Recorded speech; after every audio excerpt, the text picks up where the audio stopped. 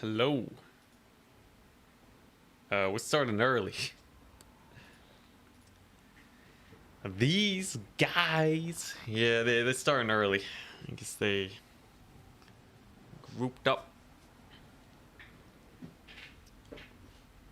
30 minutes before the Turin stream, but it does mean we will have time to get this out of the way and then cast possibly some other games. Very exciting. Hope you guys are doing well. Surprise! Surprise! Early stream. This is, I forgot to mention, this is an SFT Invitational hosted by Turin.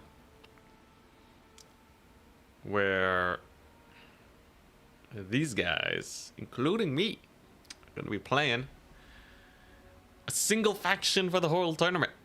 Bracket is in the description. So it's B6 versus Boss Toss.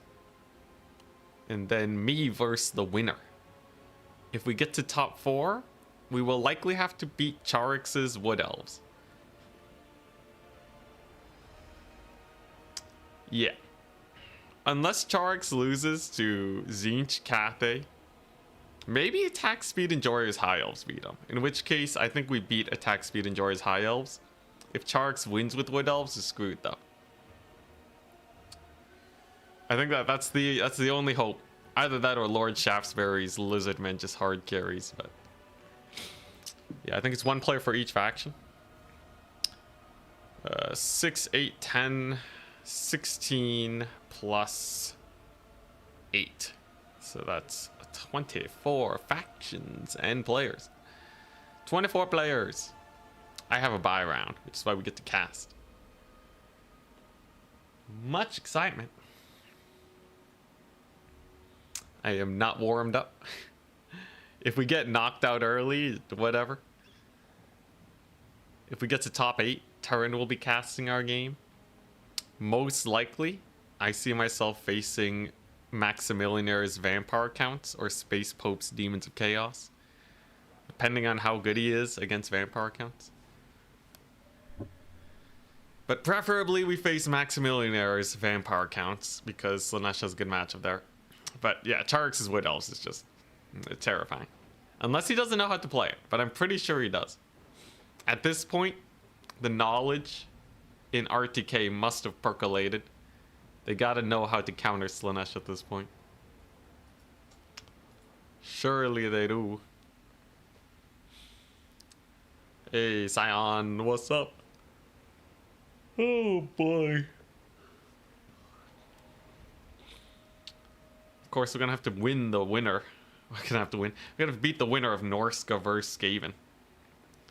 I imagine Boss Toss wins against Skaven. Then it's Slaanesh versus Norsca, which is not an easy matchup, mind you. We have to face Boss Toss's Norsca. Yeah,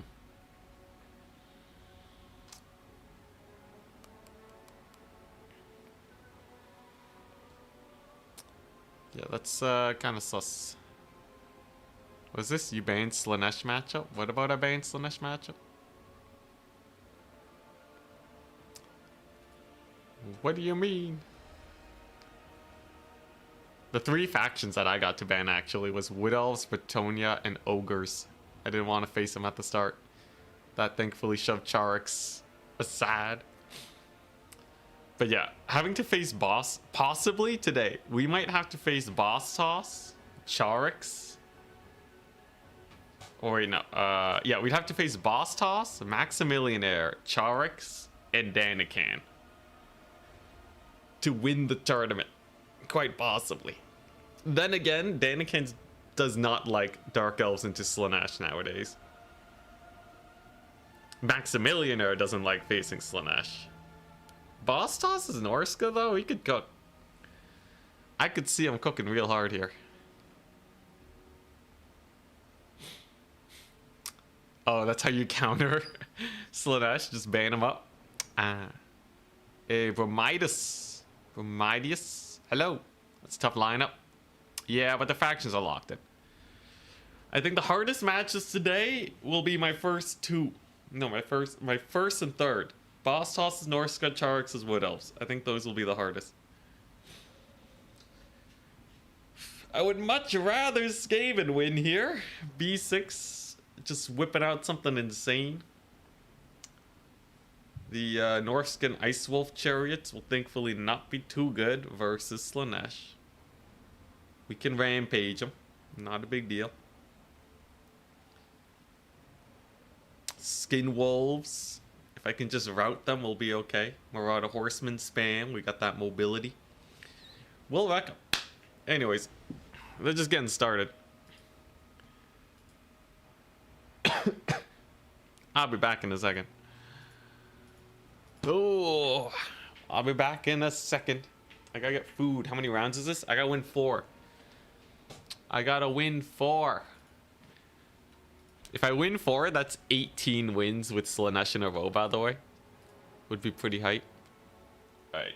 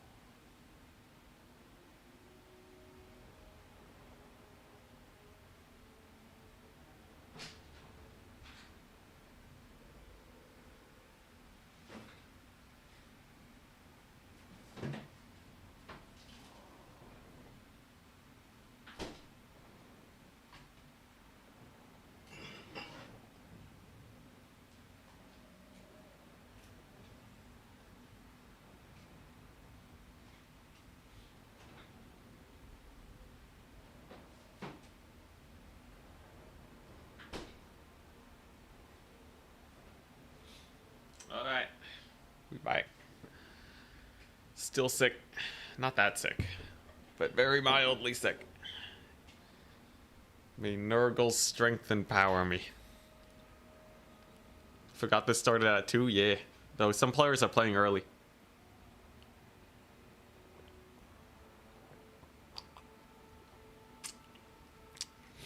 I'm gonna have to delay the DLC again just to tune down the Slaanesh units. Wonder if they ever gone cold feet about releasing OP units. Never. Never. Slaanesh are just a tad overperforming. I don't know, man. Boss Toss's Norsca is pretty intense, man. They're kind of good.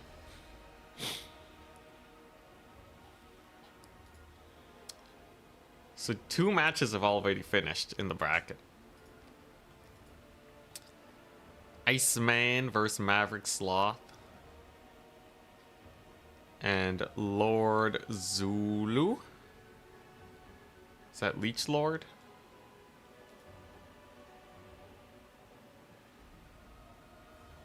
Who's this? No, maybe that's Lord Shaftesbury. No. Versus Demons of Chaos.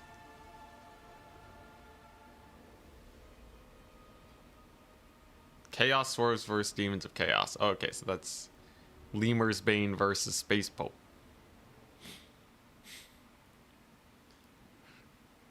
Dang, they're already done. So they're gonna be facing Maximillionaire? Oh boy. Spicy indeed. Maximillionaire already has his opponent ready. I wonder who won. We will be casting some games even if we do get knocked out, by the way.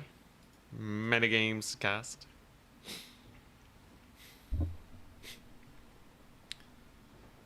Oh yeah, my win rate with Slaanesh is crazy. But so is, you know, Charix on High Elves, Danikin on Dark Elves. Isn't Norsca technically at a 58% win rate though? Let me see, TotalTavern.com. My recent win might have changed that. But if you take a look at the stats, Norsca's also at a 57% win rate. Vampire Coast is at a 56% win rate. Ogre Kingdoms is at a 55% win rate. Which kind of makes Slaanesh's 57% win rate not seem that crazy. Hell, Dark Elves is at 54. Vampire Counts is at 54. Wood Elves, who I regard to be one of the stronger factions, is only at 53. So who knows what's going on, man? Who knows? There's actually not that many games with Slaanesh either. So me playing them a lot recently might have actually bumped up the win rate.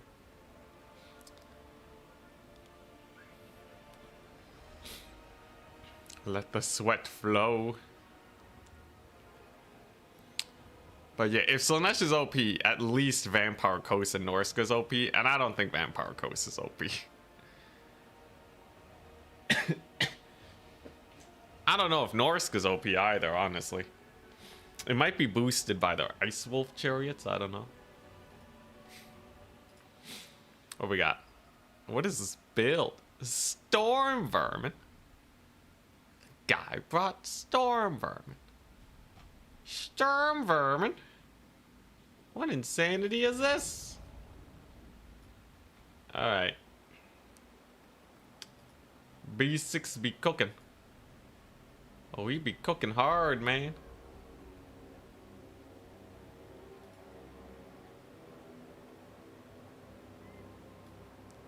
So, okay. Alrighty. Apparently, he feels like he can win with Storm Vermin and a little bit of a spicy Regiment of Renown, the one that everybody likes and I hate. But apparently they can be good. It's a skill issue, clearly. Actually, it might be. Avalanche Mortars. Now this matchup on Total Tavern statistics says that it is a 67% win rate in the favor of the Norskins. This is despite the only people playing Skaven being Skaven mains. Can we sort by high elo games on Total Tavern? Nah. There's not enough players for the data to actually matter, even if you do have that. Because you only have like one player per faction at the highest level. It doesn't really make a lot of sense. And like, what makes it high elo, right? Like, if I try to play Skaven, I'm not playing them at the highest elo. Especially if I'm just learning them. It's kind of hard to judge. Packmaster. Brass collar for the ITP, very high. He has a Icked Claw on his little mini motorbike with a Death Frenzy. Death Frenzy, pretty cool. Norskins. They got Burning Head, just Burning Head, and the boat. So overall, it's fairly normal looking. It's a rather absurd number of Berserkers, though. I think he's maxed out. Yep, 5 Zerkers. Zerkovich would be proud. Lots of Marauders. So Skaven's goal here is to blast them with the Avalanche Mortars before they punch through the front line and start routing everything off. They got Storm Vermin, though, who will hold the line for a long time. They got 90 armor, which is very useful against the low armor piercing of the Berserkers. But only 3 Storm Vermin to 5 Berserkers, so all the other infantry is probably gonna die. It's the worst win rate race in the entire game. Apparently it's Chaos Demons right now. Grand Cathay went up. Chaos Demons are at 43%. That's unfortunate. There's 1 Marauder Ice Wolf Chariot. We have a victory point. You'll love to see it. Dang, Chaos Demons fell off. I don't know what happened to them either. Thought they were supposed to be good versus Dark Elves too. So be it. Whose idea was it to give you Slaanesh? I picked Slaanesh. How are Chaos Dwarfs so low? Chaos Dwarfs are not that good, man. What do you mean, how are Chaos Dwarfs so low? They have a few cheesy builds. They got nerfed. They lose to anyone with a cannon. I don't know, man. I feel like they have lots of vulnerabilities. And a lot of hard counters to their benefits. These guys are gonna be sick though, by the way. Take a look at this. Ice Wolf Chariot action. Oh, Chaos Demons. Oh, Chaos Demons. Could just be the lack of armor, probably. I don't know why they're so low, though. I really don't know what happened there. Yeah. When will you do your next campaign stream? I don't know. Maybe Monday? We'll have to see. Oh, the friendly fire. Thankfully, not too much damage. Had fire at will turned on for the death globes. So they actually hurt their own wolf rats. Alright, Ice Wolf Chariots trade a bit of vigor for a ton of damage on Skaven slaves. Quite mighty indeed. Doggos will be jumping them though. But I don't think Doggos actually win that. So now we see a double Feral Manticore summon. Alright. Overall, nothing too crazy though. We're seeing a lot of anti-infantry and a lot of terror against Skaven. Who would have guessed? Ban all Silk Songers. Yo, Silk Song is sick, man. I might dabble. I might dabble in that. Later. Maybe post-stream shenanigans. Okay, this is a massacre, though. Marauders do not get the dodge on the Avalanche Mortars. Loses 300 gold from that. Skaven front line's getting beat up, though. Whiff on the magic. Magic is really important.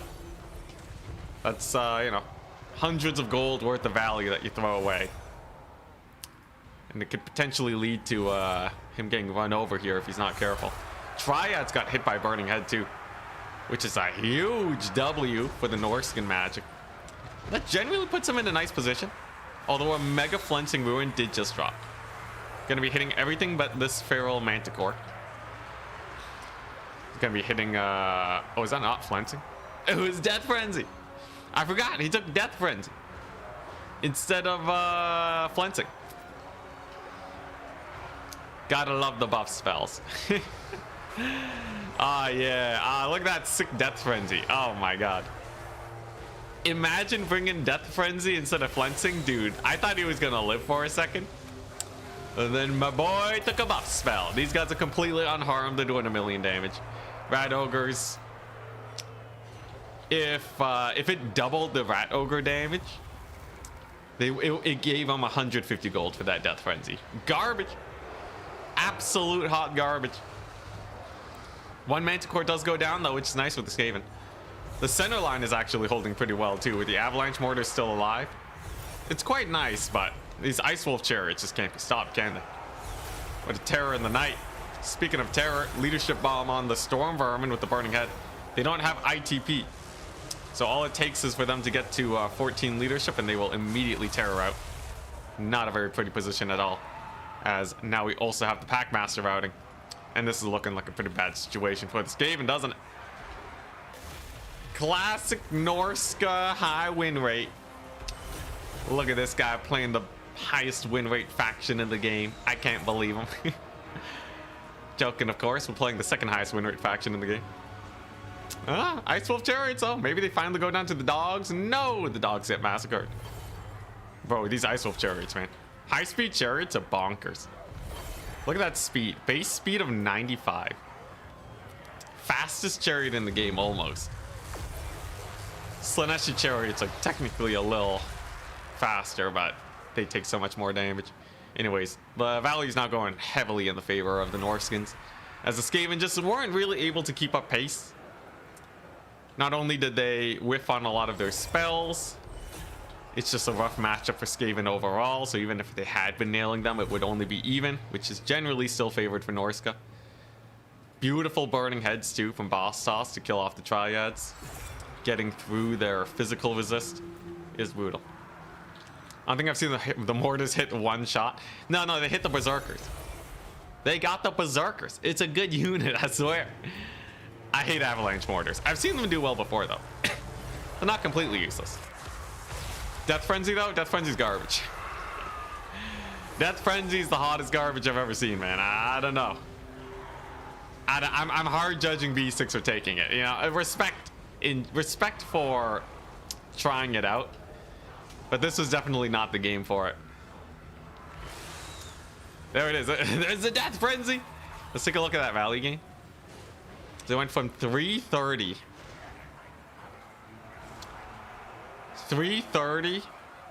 to okay, there you go. So that's 100 gained so far. 100 Valley. The ITP is keeping them in the fight. Okay, and now they're gonna rout. So it got him 170 Valley if Death Frenzy contributed 100% to the Valley gain of the Wolf Rats.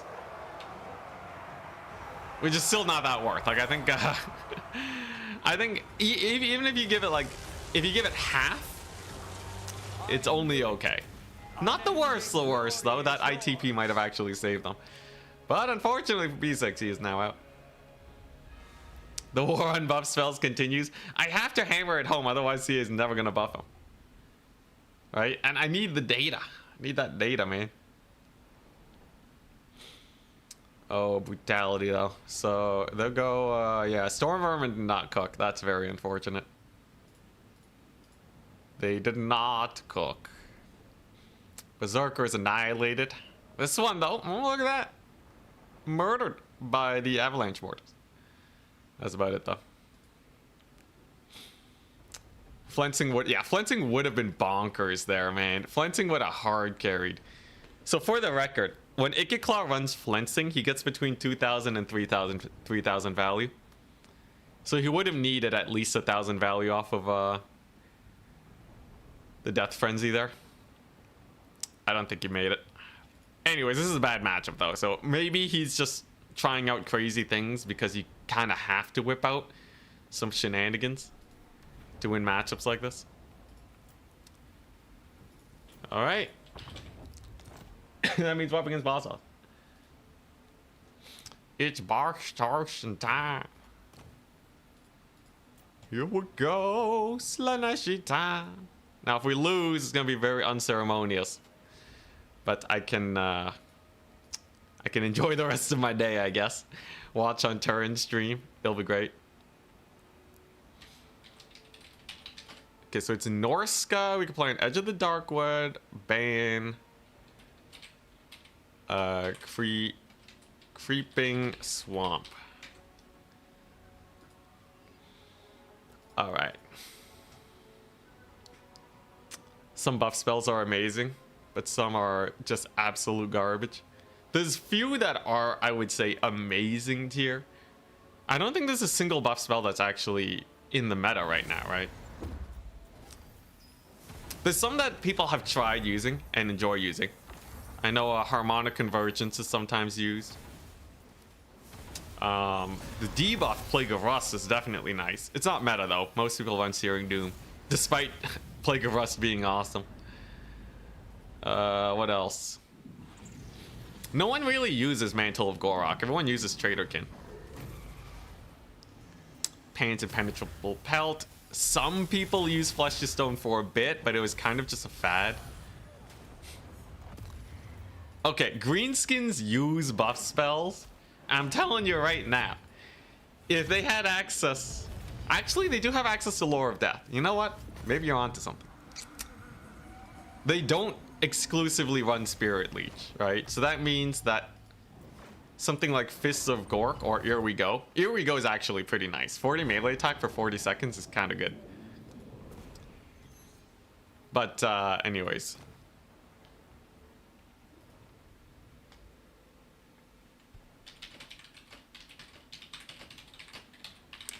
You know what? Here We Go is quite possibly a good buff spell. I think that one potentially cooks hard, because if it was truly garbage, they would just run Spirit Leech. And I regard Spirit Leech as like a decent spell. Nothing crazy, but yeah. Jade Shield. Jade Shield ain't meta, man. Grand Cathay will run literally anything but Jade Shield. Think he's gonna bring Flaming Sword to throw me off? Flaming Sword does have a rampage effect on me, it's true. Undoubtedly. That army cover? Oh yeah, no, that's great. HD Azazel. This is what beauty is made of, man. You know, it'd be cool if the Slaanesh demons, every once in a while, they like change their face and they look like beautiful or something. Instead, they just always look demonic. So you never really get the whole thing, you know? I think it might leave a lot of people asking, like, this is what people are falling for? This bad boy? That beautiful smile? Maybe. Maybe Warhammer, the Warhammer universe just has very different standards. They are beautiful. Are we talking about Nurgle? Nurglings are pretty cute.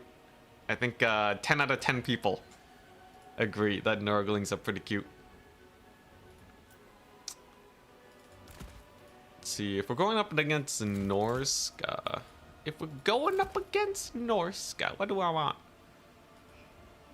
Is it gonna big box me? We're on Edge of the Darkwood, which is a massive map. Gloriously humongous map. Which I personally like quite a bit. You think he's gonna Lord snipe me?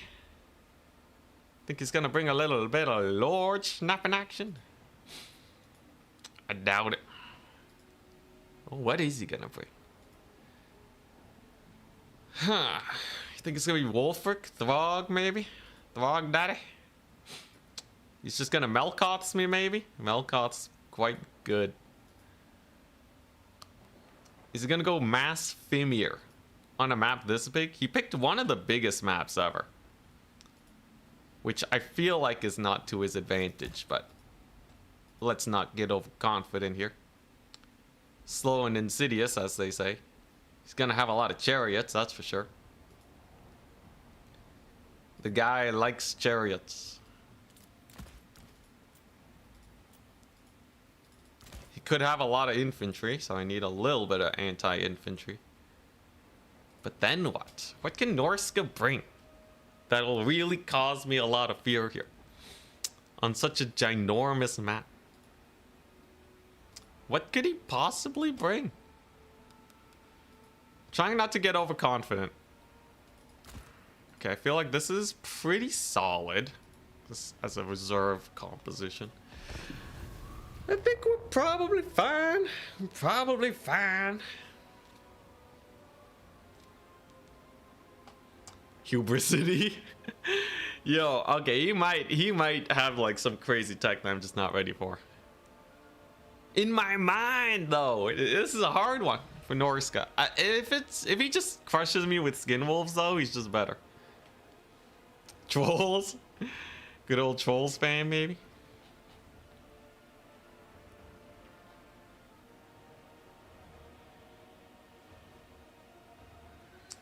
Interesting. Well, I think I got a classic composition. Slaaneshi builds do not vary that much.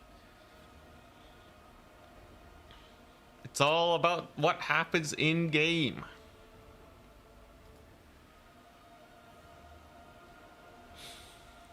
It's all about what happens in game. So people are playing their matches. After this one, we will help Turin cast matches until top 8. And then hopefully we get to play in top 8. I really wonder though, what crazy shenanigans is this guy gonna have? Are we cooked?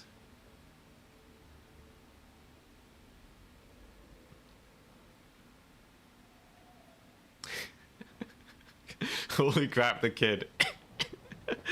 That is disgusting. That is disgusting, but also hilarious. I will leave that message up this once. Oh my god.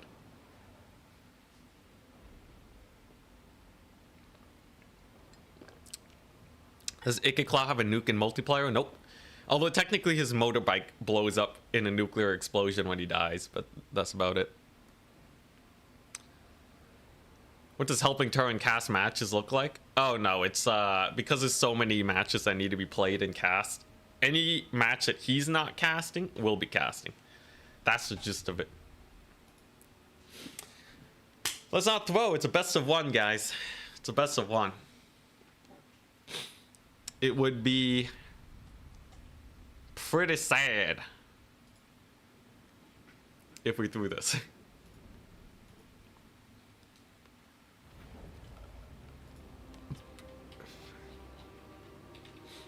So, sweet standard, here we go. The idea here, he can't bring skirmishers if I bring all melee. I have very few infantry because I think this is going to be a mobility heavy game. We brought just Melkoths with the speed buff.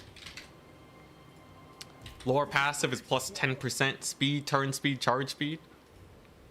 Guess what? On Hellstriders, that makes them go really fast. So it makes it where Marauder Horsemen just can't run away from them. It's great. Fiends O Slaanesh are here. A unit that cannot be Melkoths. Good luck, thank you. We got some Fury spam, a little bit of infantry in case he brings more elites, so just like a million spears or something. But otherwise, it's a whack load or a melee cav. Truly a unique Slaanesh build, yes. Never before seen Hellstriders and Fiends with an Exalted Keeper. How fancy.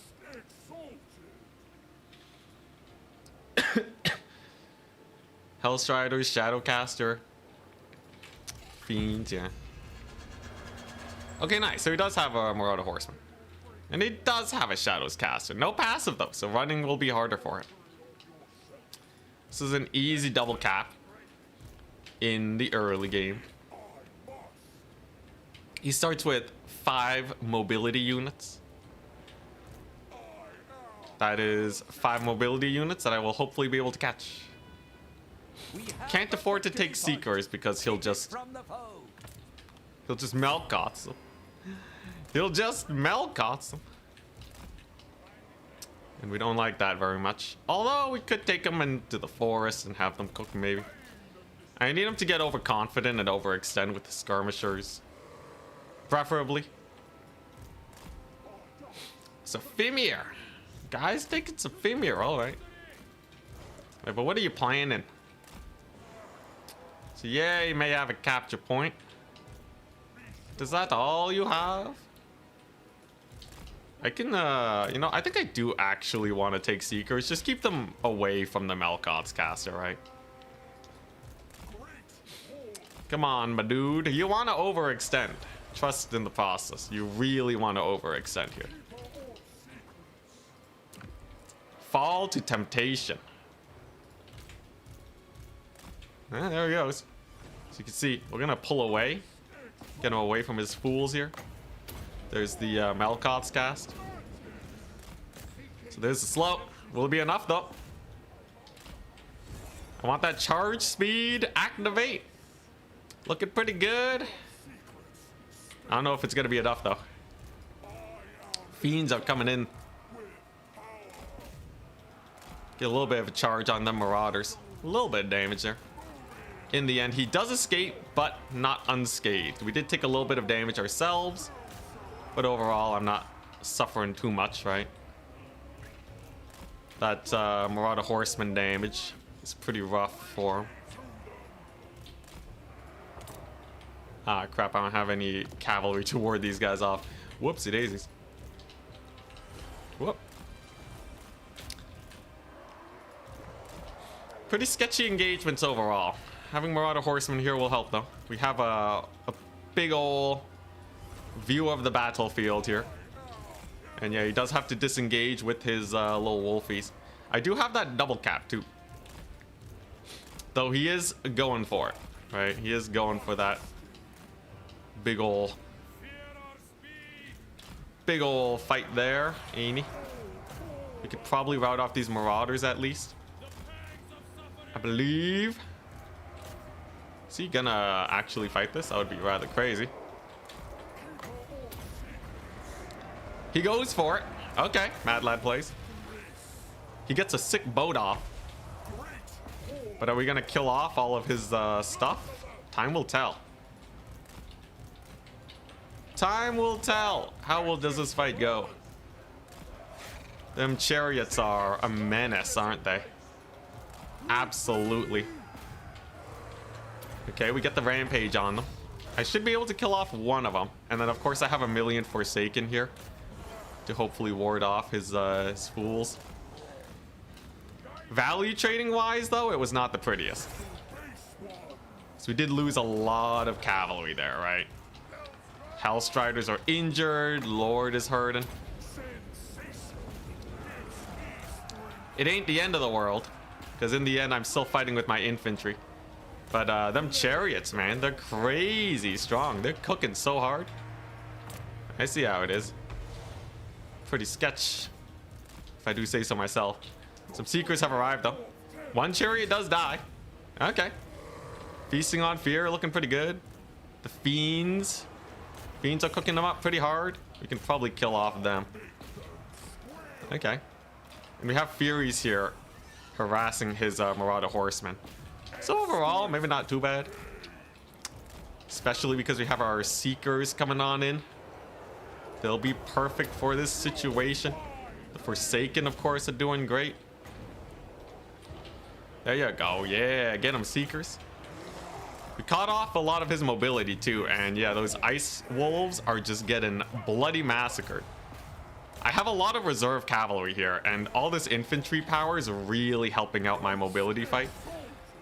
So despite things being a little bit sketchy at the beginning, it's starting to really fall apart for my opponent. Gets another boat off, but we can just leave those marauders be. I have no intention of fighting them.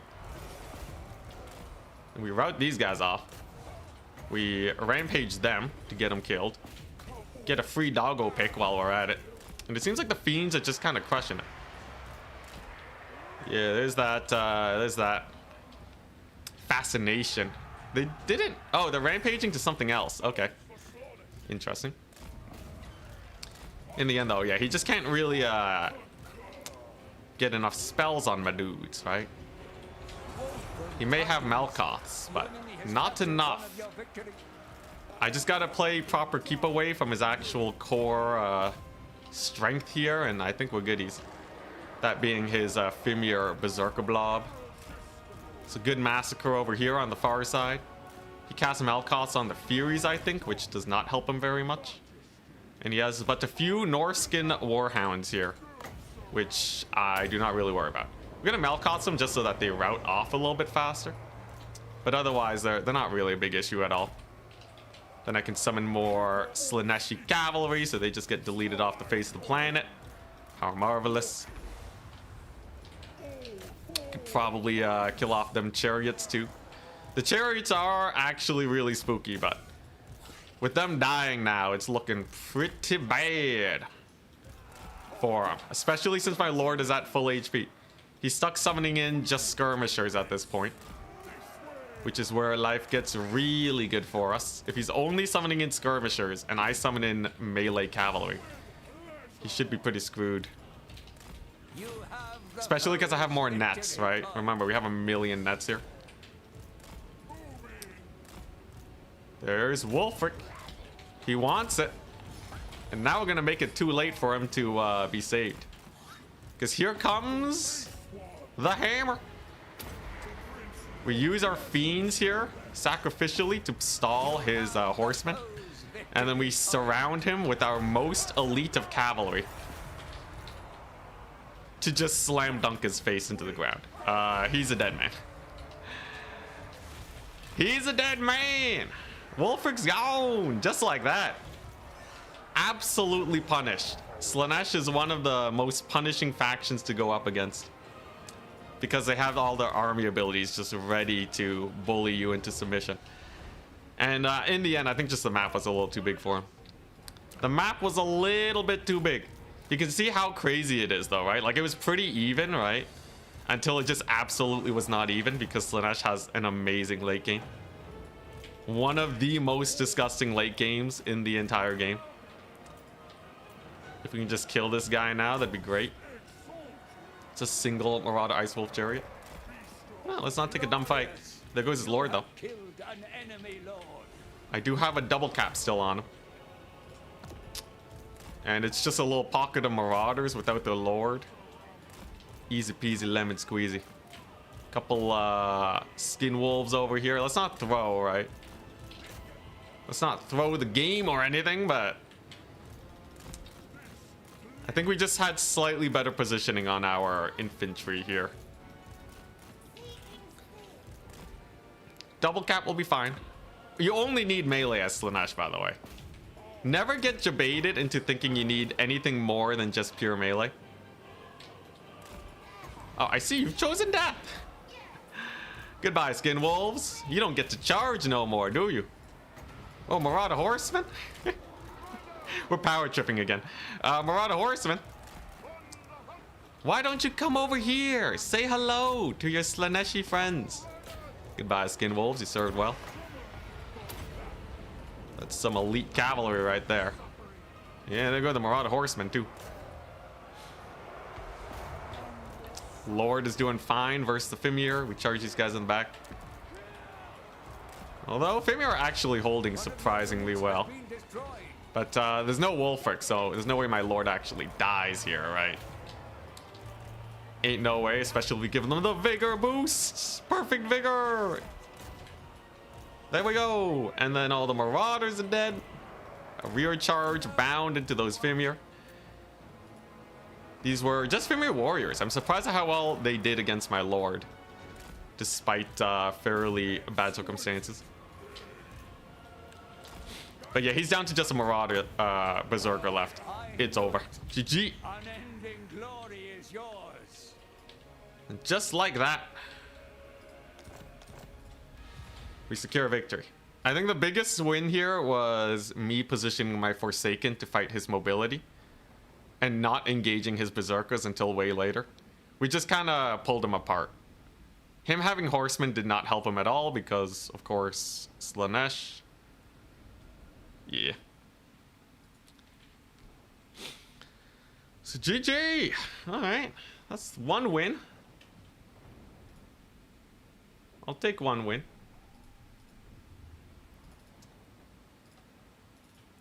That is probably the second hardest fight we will have, unless Maximilianer has a sick vampire counts build, which you never know.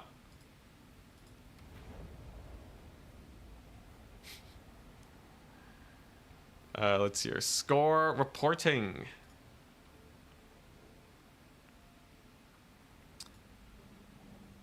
Let's see here, Warhammer 3 replays.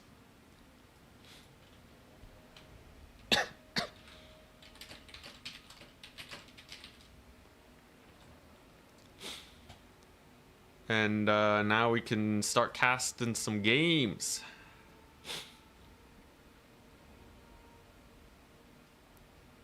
All right, what are we looking at? Still need someone to cast? Question mark.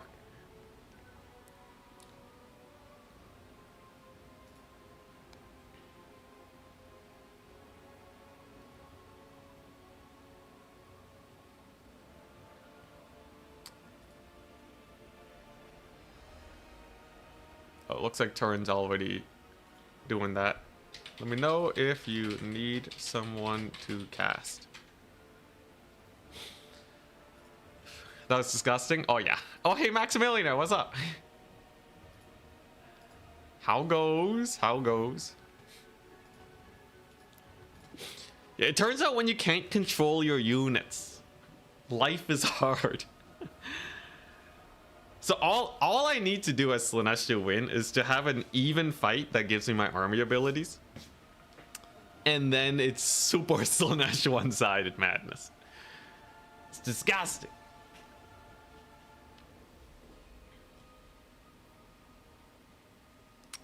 Yeah, if you run skirmishers into Slaanesh, you need mobility to protect them. Your infantry makes it where your skirmishers are just foot infantry, less effective foot infantry. So that's not good. And yeah, if you bring a bunch of mobility, then it's just a mobility fight, but I have only melee mobility.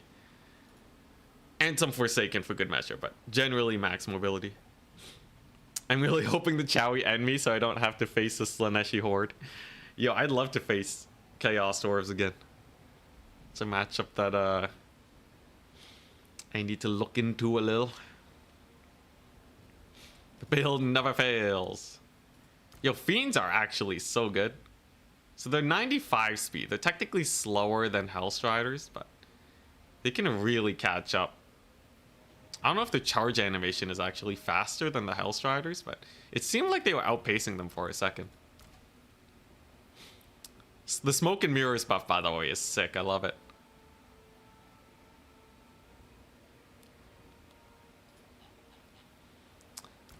And then, yeah, all this is just backup. This is just a safety net to make sure you counter everything. Man, yo, they're crazy. Slaanesh kind of insane.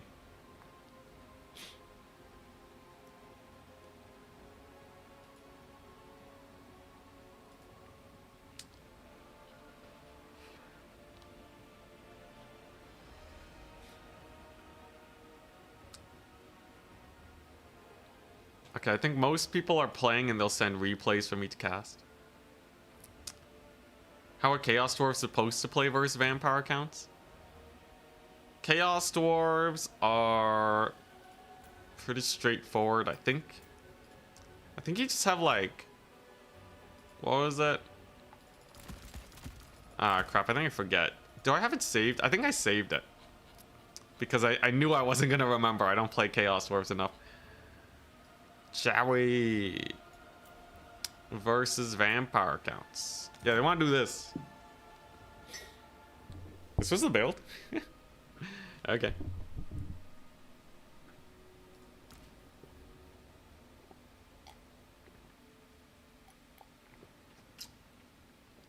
Really? This was the build? Alright. I guess the Kadai is really hard to kill. You can use the skirmishers to get mega value, and then you have an unkillable infantry unit. Zaytan plus Fireglaves is actually really annoying. And Kadai Fireborn are really strong. Fire damage. Lots of armor piercing. But I guess you're using these guys for capture weight. And the Immortals will also have 7 capture weight.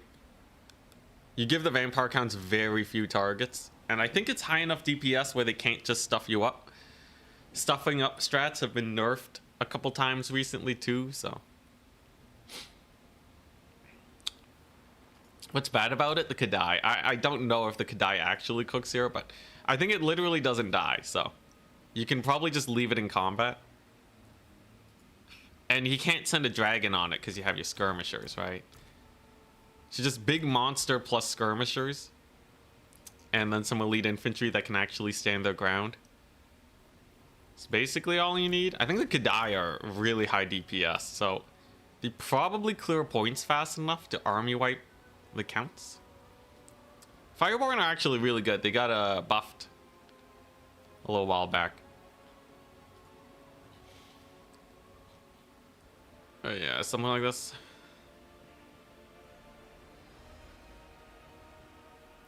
Oh yeah, they're very hard to break, Fireborn.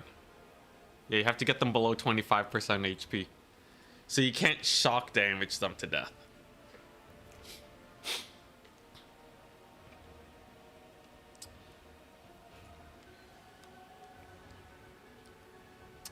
I feel like I don't know. I feel like if vampire counts had like what do vampire, because most people will shoot Fireborn to death, but vampire counts can't do that. What do vampire counts need? I guess your initial thought for trying to kill Fireborn is gonna be like, I don't know, cav charge to the back, maybe. Give vampire counts Plague of Rust or something, I don't know. Then maybe they can just kill the Fireborn in one fell swoop. I feel like Blood Knight. If Blood Knight Lances had armor piercing damage. Come on, they cost as much as Grail Knights. Give them a little bit of AP. I feel like they could be at least 50% AP. Because you're not gonna kill Fireborn with Graveguard Halberds. That's just not how the game works. But like, they don't really have anything that can deal with them. It would probably have to be their mobility, like something here, or they need way stronger single entities so that they can cycle charge them to death, maybe.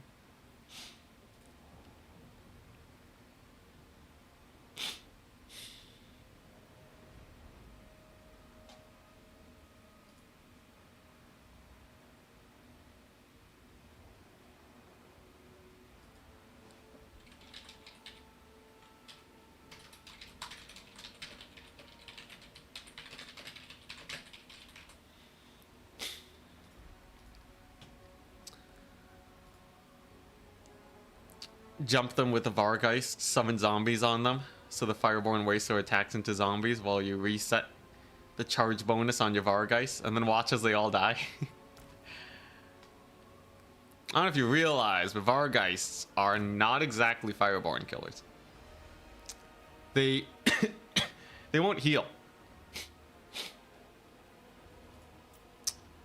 So yeah, they're also down 1,500 HP. They do have armor piercing, but disengaging is kind of difficult. And you're gonna have to cycle charge these guys a lot. They are unbreakable.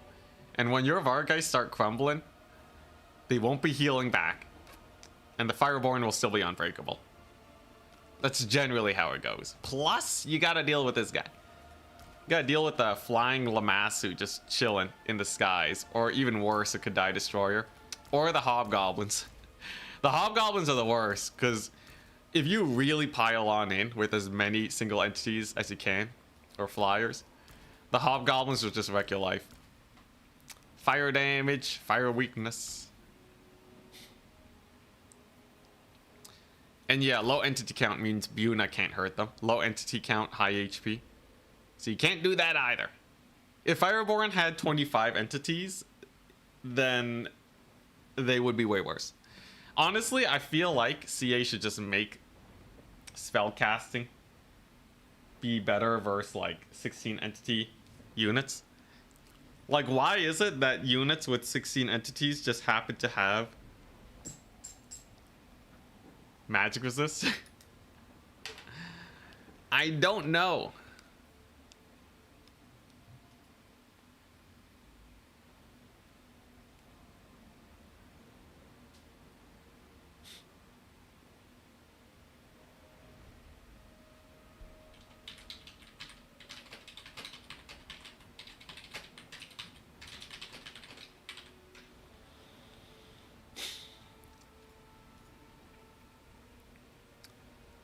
But yeah, I think Blood Knights with AP would be the best bet. I think, you know, a lot of factions can deal with Kadai with AP cavalry just by overwhelming them. So that's probably fine enough. He tapped out and thought I was talking about the high elf unit. Yeah, these guys just like, why does he keep talking about the Fireborn? Funnily enough, the Fireborn are pretty good at killing the Fireborn, because they have anti-large AP and fire resist. Ooh.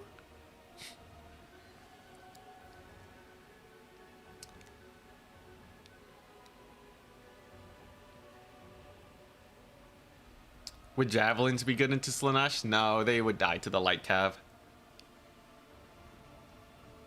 Wolfric died in like 3 seconds. Oh yeah, I'm only just now catching up with Twitch. Sorry, my bad. The Eternal Entourage is 52 weapon strength, 54 melee attack, 50 charge bonus. That means that when Wolfric gets charged and surrounded by them on his horse, he's gonna be getting hit almost 100% of the time. And then you have our Lord here, which reduces his melee defense after the charge bonus wears off, if you really need it. And if his leadership gets low, then they also get more melee attack and damage. Beautiful. But yeah, Slaaneshi Cavalry is just really good at surrounding lords. How much delay do you have? Just made prime 4 minutes ago. You just made prime? What do you mean by that? Hey, unknown fact, what's up? Sorry, Twitch chat. I totally forgot about Twitch chat. I'm sorry.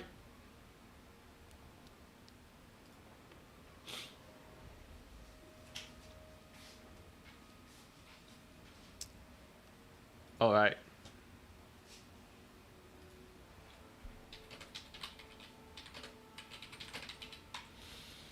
Looks like we have our next game to cast. Let's go.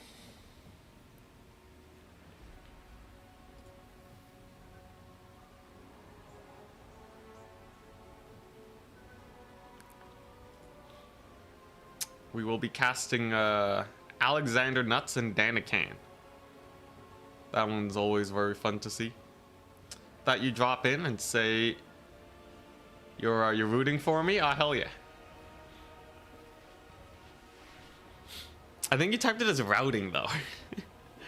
I'm pretty sure rooting is like R-O-O-T, right?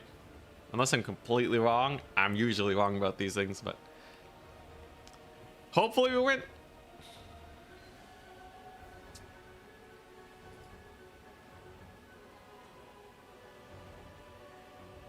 Still waiting on lobby code.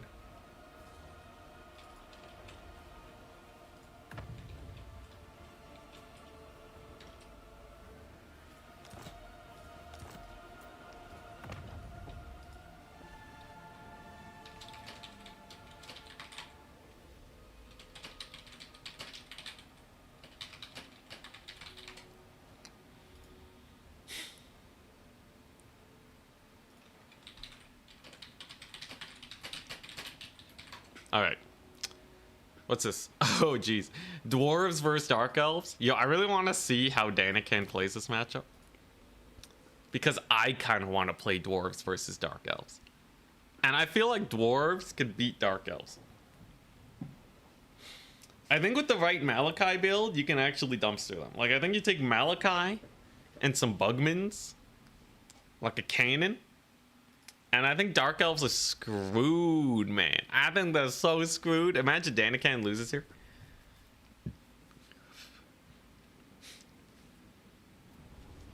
Wish you were Bretonnia. Who is Bretonnia? Let me see. Bretonnia is Blood Penguin. A lot of strong players here. What I miss? You missed Skaven getting murdered by Norsca. And then Norsca getting murdered by Slaanesh. So far, some very one-sided games. Although the Norsca game was pretty fun. There's a little back and forth at the beginning.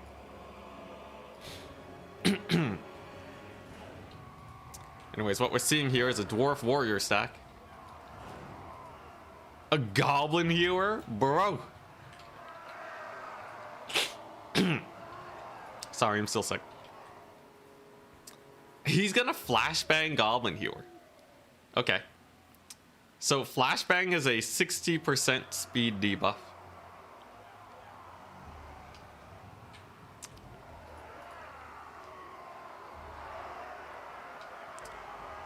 The Goblin Hewer has 80 range.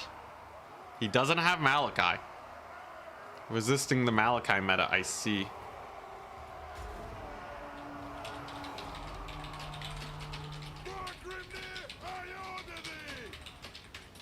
be back in a second.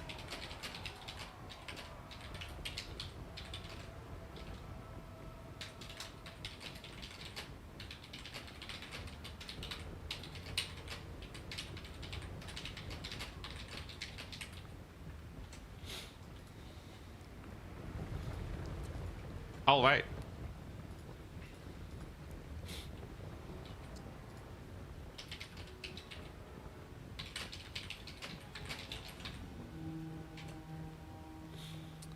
So yeah, it's just a big fat dwarf stack. No bugmans though. No bugmans is really strange to me. I feel like bugmans are so good versus elves because they don't have a lot of HP and they don't have a lot of shields. So if you want to shoot witch elves to death, like, you know, like 20% physical resist is the same as having like, what, like 60 armor at best? Probably less. But they have yeah, it's like they're a 60 armor unit, let's say. Oh wait, no, way less. Okay, because like armor, it's like 75% of the armor is where you expect it to be. So against archers, this is the equivalent of like 30 armor, or like 25 armor, like 27-ish armor, which is like nothing, right? They're still basically a naked unit with no HP. So, bugmans would still do a lot of damage. Looks like he's sticking with blasting charges instead. All right. Oh, okay, Lokir. I like that. A lot of people like taking footlords against dwarves because dwarves can't actually fight them very well. They generally don't have the DACA. And Lokir's pretty good with his anti-infantry. You just need enough melee attack to punch through, and yeah, melee defense drop brings them down to 36 melee defense, which is still ludicrously high. Lokir buffs himself up to 80 melee attack though, which is absurd. So he's definitely going to be landing a lot of hits. But this guy's tanky, man. Dwarf Lord has almost 5,000 HP. Costs like nothing. Took 3 hits from Lokir like it was nothing. This guy, he doesn't have AP. Foot Lokir doesn't have AP. That's disgusting.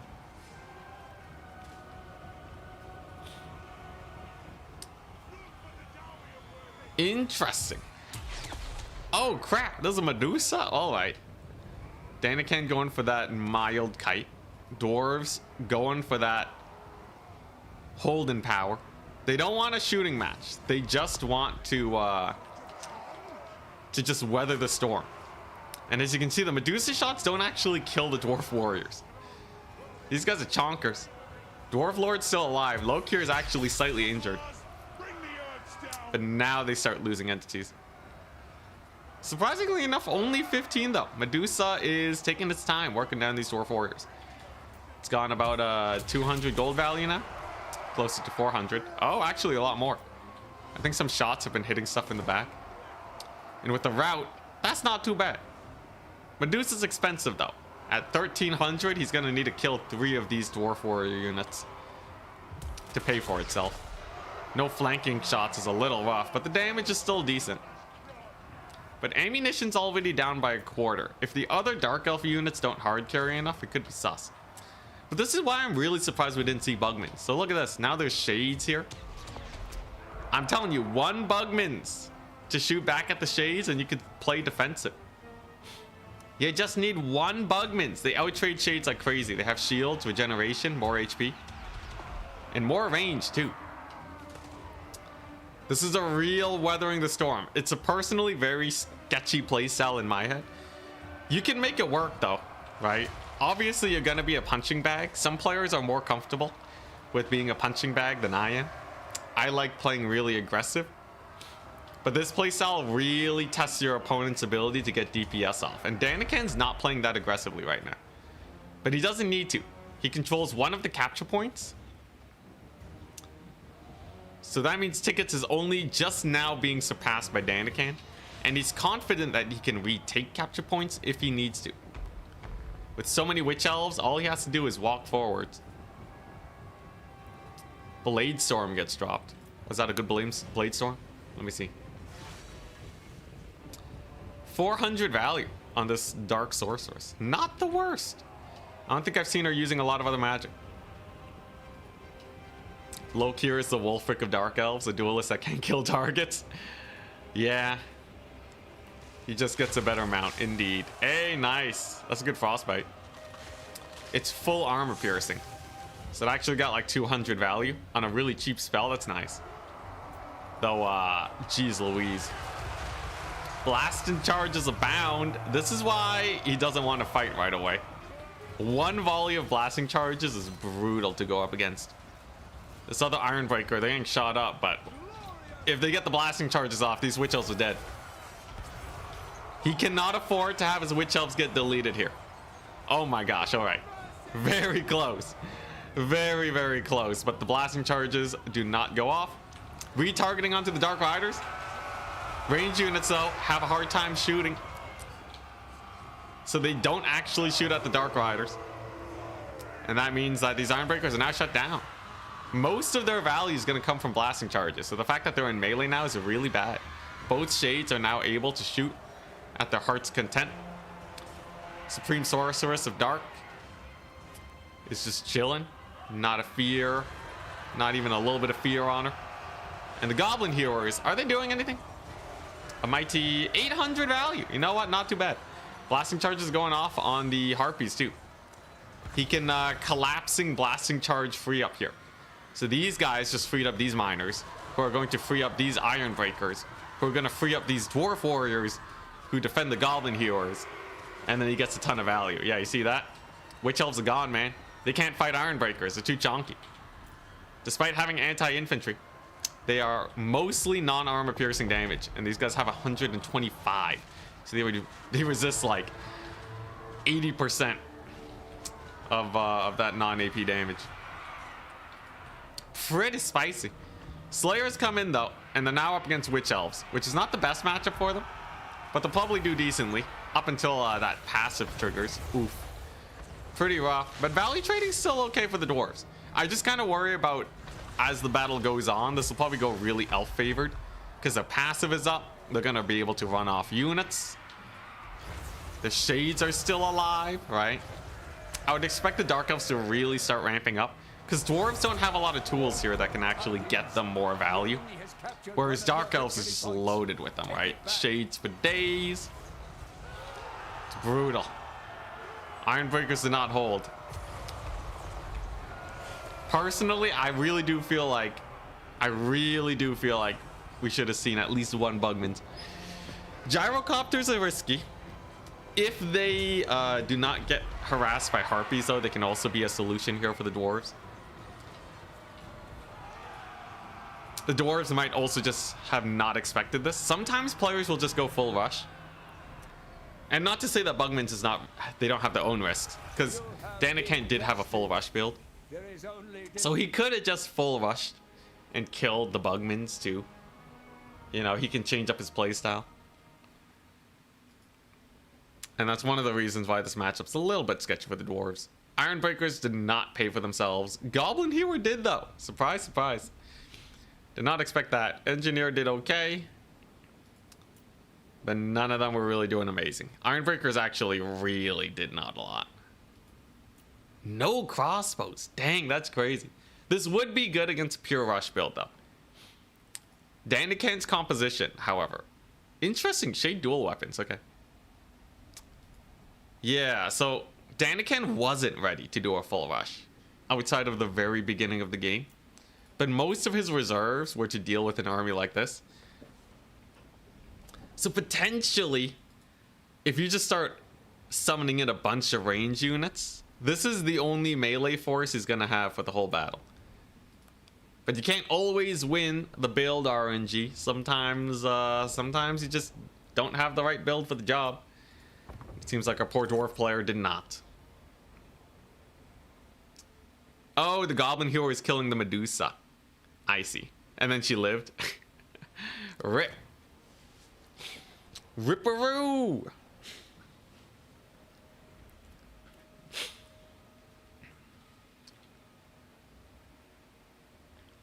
Attack speed enjoyer says his Wi-Fi is struggling. If we don't have attack speed enjoyer, it means Charix is probably going to face me in the top 4. Unless I lose. That's not good.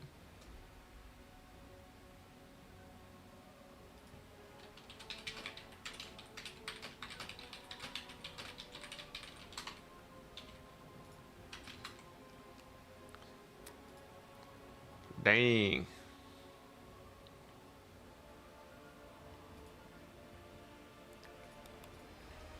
Looking fresh today, thank you.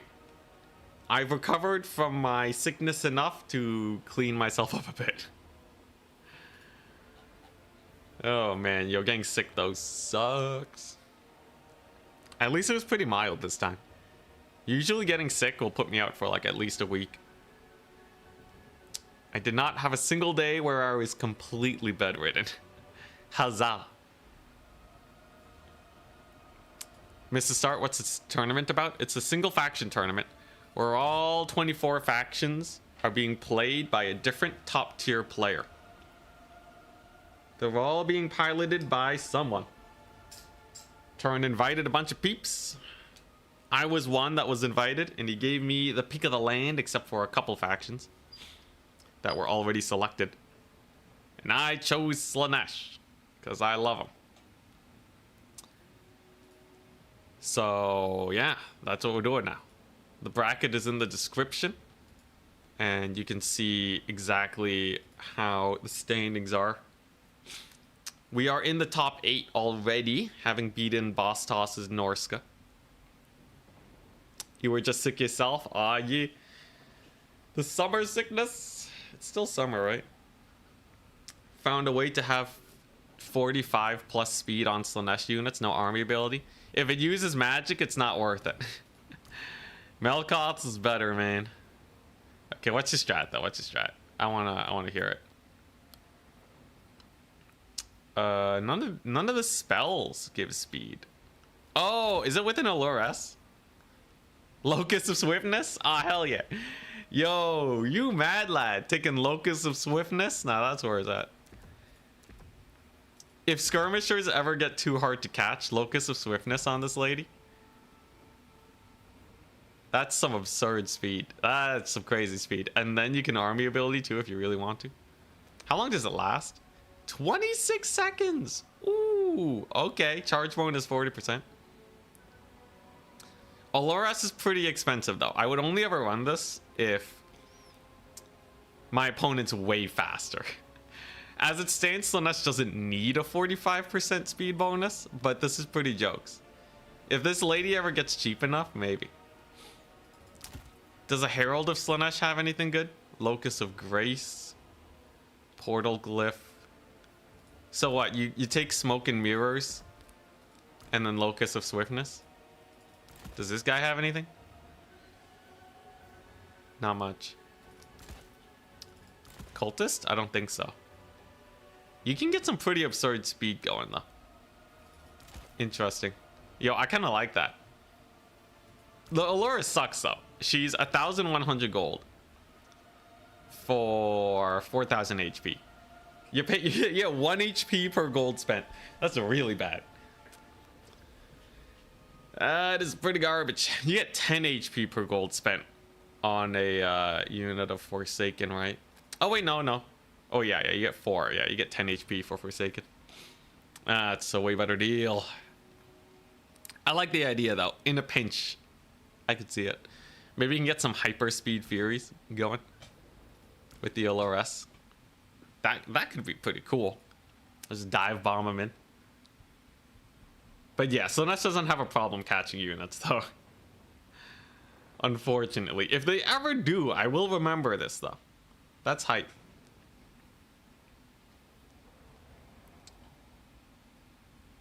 Works on Demons of Chaos with Bloodthirsters. Ooh, okay, I see what you're cooking.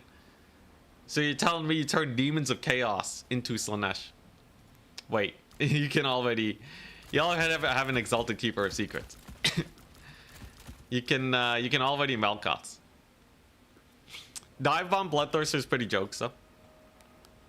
But yeah, I think Melkoth's just enough. You can Malkoths and Angels of Decay bomb stuff, though. You can get Soul Grinders to 100 speed, maybe. What does that do, though? What does it do? Can you get fast Pink Horrors, maybe? You know, one thing I could see, though, right? Okay, take a look. Slaanesh. Olores. You could totally go for a sick melee rush build. Right? If you get an Olores of Shadows, how fast can you close the distance? As far as infantry rushes are concerned, this could be so brutal. Because you can outmaneuver everything.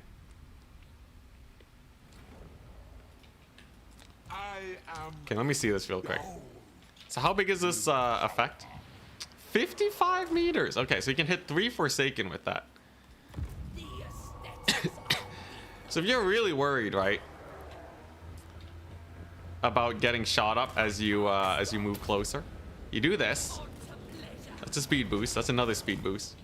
You get your Forsaken up to 69 speed. Perfect. That's how you know it's good. They honestly don't feel 69 speed, though. I think they're hitting their speed cap. Because this should be like slow cavalry speed, you know? But it's funny. It's funny.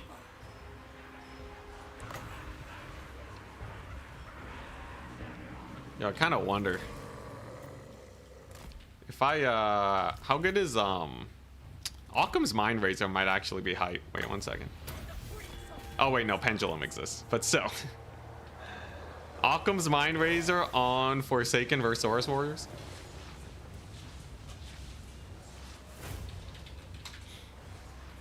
It does nothing. It does nothing. You know what's better? Just murdering their faces. Just murder their faces. It's better in every way. Yeah, Pendulum's just better.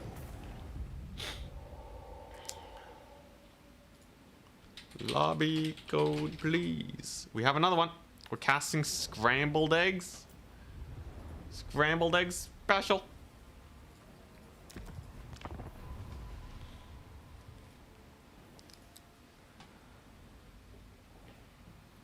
You can get Fiends collision attacks to wipe out 2 cheap units. Well, like, Fiends can already do that, though. Without having to spend 1,100 gold, right? It's good. It's good. Don't get me wrong. Is it 1,100 gold good? If the ability was on, like, a Keeper of Secrets, absolutely. I'm running that every game. I think the ability is sick. It's just the character that it's attached to is hot garbage. Ultra hot garbage. Okay, Bretonnia versus Ogres.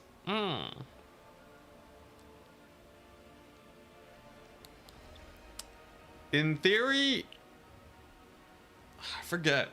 I played this matchup when I was really grinding Bretonnia, but who did I say was more favored here? Buff bros keep losing. You know, if Occam's Mind Razor make it so that Forsaken can kill what's it?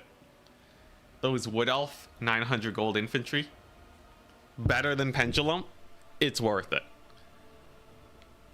But it has to be better than Pendulum. And I don't think it is.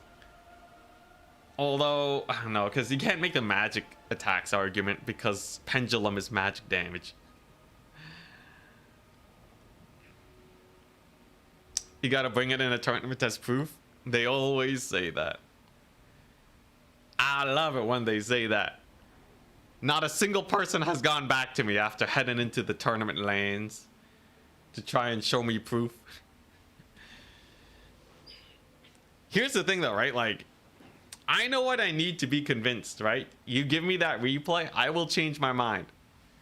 We will not be bigoted here. Although I do ham up how much I hate buff spells a little bit. I am always reminded that they are decent. They don't do nothing. They're just not viable.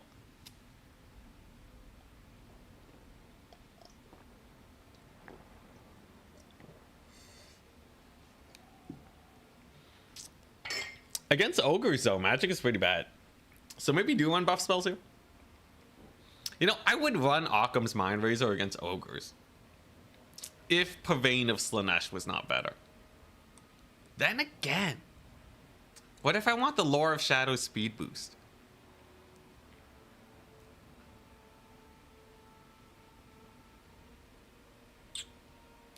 Do you run Occam's Mind Razor against ogres? Or do you Purveyne their face and win the game? A tough decision for sure. Speed boost is quite nice though. The slow is solid though, right? Like Malkoth's is also a slow. This matchup is exactly 50-50 on Total Tavern. Dang.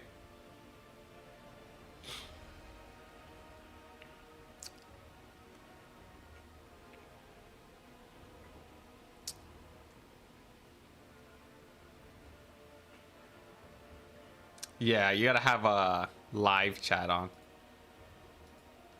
I should probably enable live chat too so I don't miss people's messages. Cheering for you today. How were the factions assigned in this tourney? Everyone gets to give 3 factions that they don't want to face in round 1. And then Turin just kind of slaps them together, I think. I believe it's that simple. So I didn't want to face ogres because Scrambled Egg Special is a scary player. I also didn't want to face Wood Elves or Bretonnia. Charix is playing Wood Elves. I'll only face him if I get to top 4. So if I get to semifinals, then we face him. Alright, let's see this. Wish there was an easier way to set live as default every time. You full screen and come back, it just goes back to top. What a ripoff. Which unit do you think is more overpowered? The Dwarven Thunder Barge or Skaven Death Globers? The Skaven Death Globadiers are better. Wait, no, Death Globes? No, they're worse. Thunder Barge will see occasional play as a way to cheese your opponent. Death Globes get completely outclassed by Poisoned Globes. Then again, if Poisoned Globes didn't exist, would people run Death Globes? I would give that one a hard maybe, actually. You know, despite not seeing play, that's just because there's a better unit running around. That doesn't mean that they're not strong. I think Death Globes, the short range one, I think they are better than the Thunder Barge. I think they would see more play. Because the Thunder Barge got price nerfed. It's not strong. You can just capture all the points. Just don't camp directly underneath it and you're fine. Albalique. Wrath of Manan. Blessing of the Lady. Bonus versus large. Just classic kit. Without the speed boost though. Plague Penguin does not value speed. Or maybe he wanted, I don't know. I feel like you should cut the Peasant for the speed boost, but Peasant Marvel are actually quite good. Very few archers.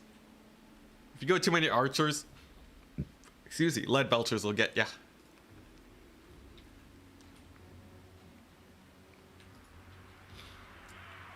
See here where we got Noblars. Yeah, there should be a drop down saying that lets you change the chat. Noblars, Noblars, no pigbacks. Trappers. I think most people prefer trappers over flingers, I find. They're just better at fighting. And they have a little damage ability when you jump them. So they're better versus cavalry. You don't really need the range of the flingers.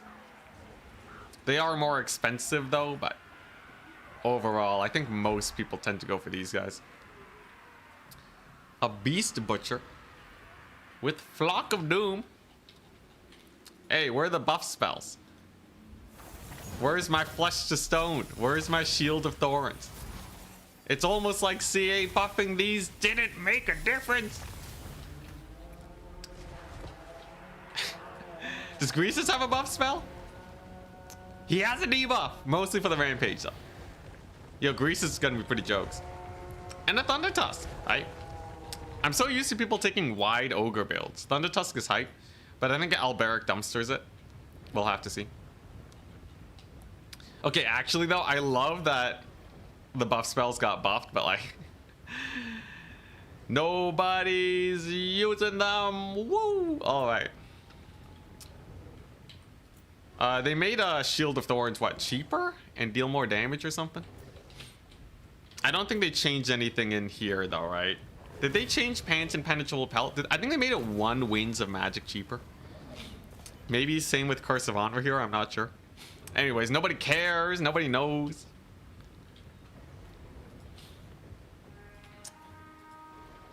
Which unit do you think right now overpriced Empire longswords or Dwarven miners with blasting charges? What do you mean? The blasting charges are way better, man. You never see longswords. Oh, shots fired. Oh, not at Alberic. At the Grail Knights. You don't want them to die. Thankfully, none have yet. But you can't heal them back to full if they're all dead. A little bit of lag. It seems playable though, so we'll stick around for now. Yeah, it's 1 player for each faction. So I'm playing Slaanesh. We have 1 person on Bretonnia, 1 person on Ogres. Shots fired. The snowball. It goes. It lands. It kills 5 peasants. Dang, they buried under the snow. And then the javelin. Then the javelin gets a couple other dudes. Rip. Are there any must-bring units for Bretonnia? Yeah, peasant mob. Peasant mob, peasant bowman, and knights errant. They're all amazing. There's another hit. It's peasant mob. They're dying. This thing will run out of ammunition before it pays itself killing peasant mobs though. Woeful tidings. The enemy has captured one of your victory points. Take it back. All right. Unknown asking, what do you think gets the most value when you use it? Yeah, no, the blasting charges. Oh, you mean overall value? Ignoring the price of the unit? Great swords would be better because they're just twice the price. Most units would be stronger if you made them twice as effective. Another shot. He's only shooting at the peasant mobs though. This guy really hates peasants. Bretonians want to recruit him. I thought they tried to patch in less Mantide spam. This is less Mantide spam. But like you still gotta have a lot of like, you know, you still want to have a lot of units. But this is far from like full on Mantide v Mantide. Also depends on the faction too, but we do see less Mantide spam. Just you know, it still sees play. I think it would be bad if we stopped seeing play for it.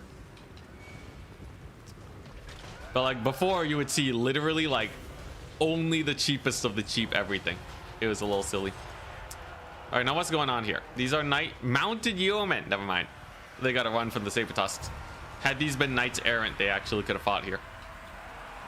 Alberic's getting a few pickings. Noblars don't really do damage to him. At 2 AP per shot, 90 armor, he'll be fine. What I'm a little bit worried for is the center line. So Grail Knights dive in on the Thunder Tusk. Grail Knights are anti-large, armor piercing. But Flock of Doom hurts on them. Now, they are getting earth-blooded and now regrowth. No fire damage to be seen, so their HP is climbing rather rapidly. Routing off a unit of Noblars with Alberic is good. But Greasus has just jumped him. His opponent says no to landing Alberic. Sends in the big man himself. Gets into position where he might get shot to death by arrows though. And the Thunder Tusk is forced to disengage. Now where'd those knights go? There's... No, that's not them. Where'd the knights go? Yo, where'd the Grail Knights go? I totally lost track. There they are. They're actually getting pretty beat up. Dismember drops on them too. Ogres are just hammering them with everything they got. So they only have 800 value. Ogres are definitely very happy about that. Man-eaters are in too. They're trying to kill Alberic, but he's pretty good. And indeed, Knights of the Realm do kill Saber-Tusk Pack. But the value trading is slightly in the favor of the Ogres. All they gotta do is shut down these Peasant Bowmen, and I think Ogres will win it. Like, I think Bretonnia has given them a singular win condition, and that is making sure that these guys do not, making sure that these guys get shut down. But Bretonnia has them in such a great position. High ground advantage, so they do a little bit more deeps. Far away from the lead belchers. Huge gap, so that any units that try to sneak by will probably get charged by cavalry. It's going to be pretty sus. As it stands, though, he still has a lot of value to bring back. Lots of routing, though, from Alberic, though. Massive hit on the Man-Eater Great Weapons. They may be anti-large, but they can't do damage if they're dead. And Alberic is the master of dealing insane amounts of damage. Plus, he's also buffing the anti-large of units around him. These men-at-arm polearms have 30 bonus versus large. That's absurd. They have 57 melee attack against these ogres, which is the equivalent to, like, almost Wrathmongers. But a big issue, Saber-Tusks do squeeze through that open center line, and one of the archers do get routed. One of them is still online, as the trading is still fairly close. But remember, Bretonnians have been healing a lot on their very expensive units. And if you take stock of the battlefield, I'd say they're only a little behind. It really depends if they can kill off the Saber-Tusk Pack and how this middle fight goes. And currently, the middle fight's going pretty well. Rampage, though. Greasus throws money at Alberic's face, and he goes for it.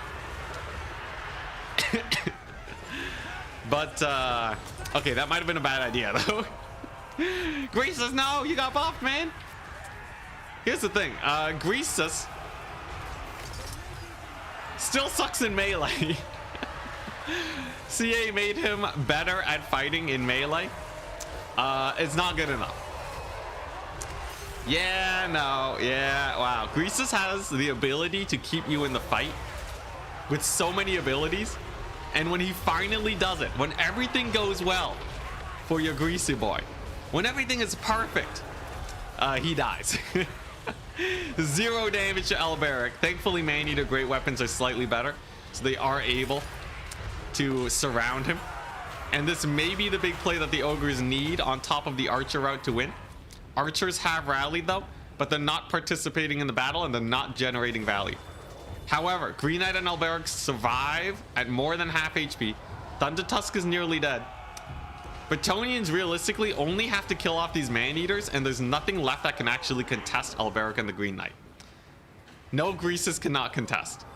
And no, there's probably not enough healing here either, because Dismember was just cast on the Knights of the Realm. So this Thunder Tusk did not get the tier 3 army ability from the Ogres. That resets his vigor and heals a ton of HP. And without that, it's pretty sus, though. Killing off a Knights of the Realm is certainly very nice. Routing off some Noblars is nice. And, oh, I haven't noticed, but the tickets is actually really high for Bretonnia. This is actually way better for Bretonnia than one might expect. In very close games, you can use a ticket advantage to force your opponent to split up their army. And because there's so few units on the battlefield, as long as you have mobility, you can single them off and pick them apart. Really bad for a single unit of Man-Eaters, I must say. You do only have 5 capture weight. And 1 capture point's actually not enough. Ogres have to hold a triple cap to win this game. That's really sus, right? 1 unit of Ogre Bulls is already routed off. That's a 500 gold pick, which is very sus for your Ogres. Yes, they may have a slight value and army advantage, right?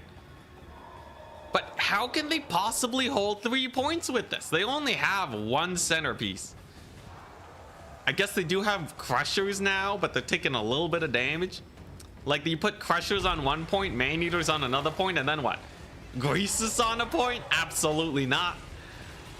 Get him out of here, man. He wishes he could de-summon Greasus right now, I swear. This guy, well, what'd he do? He has less than 1,000 value. He didn't pay for himself yet. Though I guess maybe with the rampages, you could make an argument for it. I personally like gold, but I can appreciate a man who brings greases. Scrambled egg special. Looking to have a good time for sure. I've noticed he's been bringing in some fun builds lately. Respectable. But not being able to win's pretty sus. Peasant bowmen are still stabilized too. Healing on all of these guys does miss Alberic though, which is a little rough. But all it really takes here for the Bretonnians to win is to get one more charge on this guy. Who's kind of small, by the way. Greases looks smaller than this butcher. Why does he look smaller than a butcher? He's supposed to be... Whatever, man. Whatever.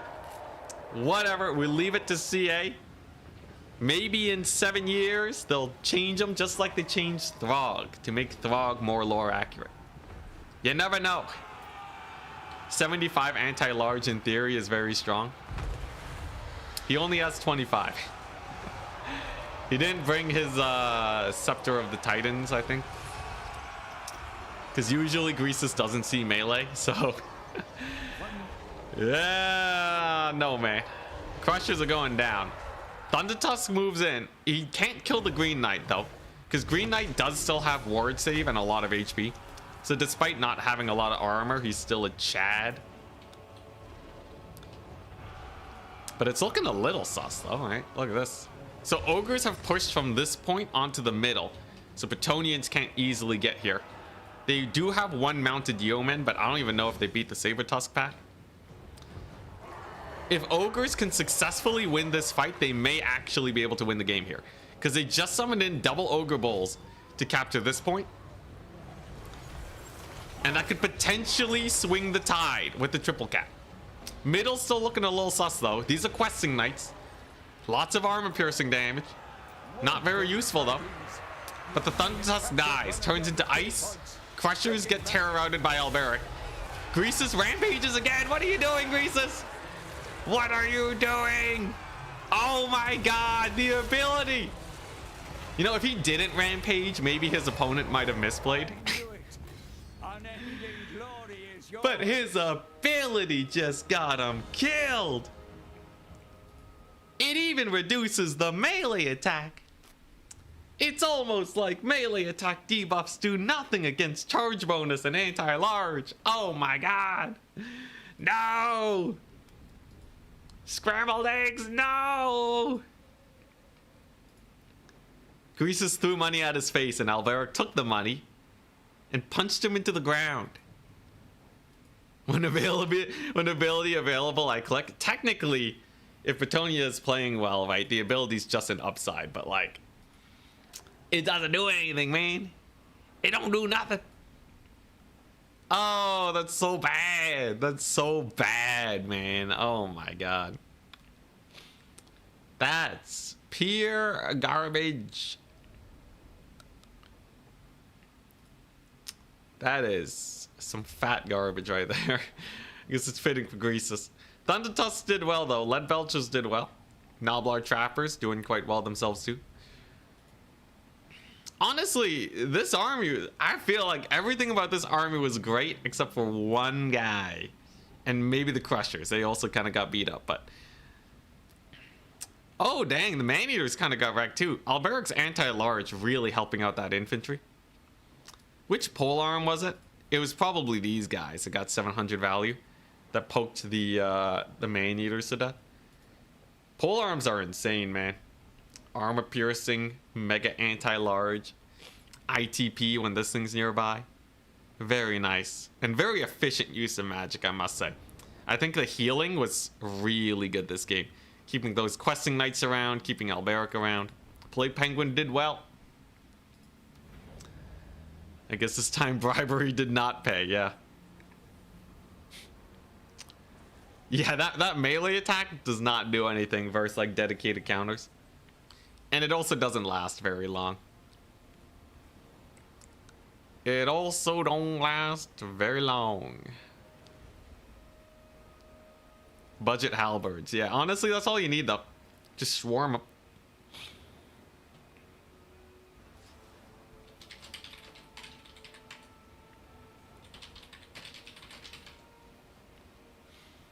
Apparently Charix is ready to be cast. I want to see this. I need to see Charix lose. Somebody get Charix out of this tournament. I want to play versus Wood Elves. It's Wood Elves versus Tzeentch, Navigator. Tzeentch has a lot of magic damage to get through Wood Elf cavalry. All I need, the only thing I request is that Charix dies. Now, as a caster, I'm supposed to be impartial here, okay? So gonna make sure we cast this game with as much impartiality as possible. But I'm just saying, Tzeentch, you better not meme. I swear to God, you better not meme. Kill Charix, man. Get him out of here. I do not want to lose in the semis. Not today. I don't know what Tzeentch is supposed to do, though. If I did, I would absolutely tell you in a Discord message so no one knows. Okay, no. Seriously, though. Charix is a menace. I'm a little worried.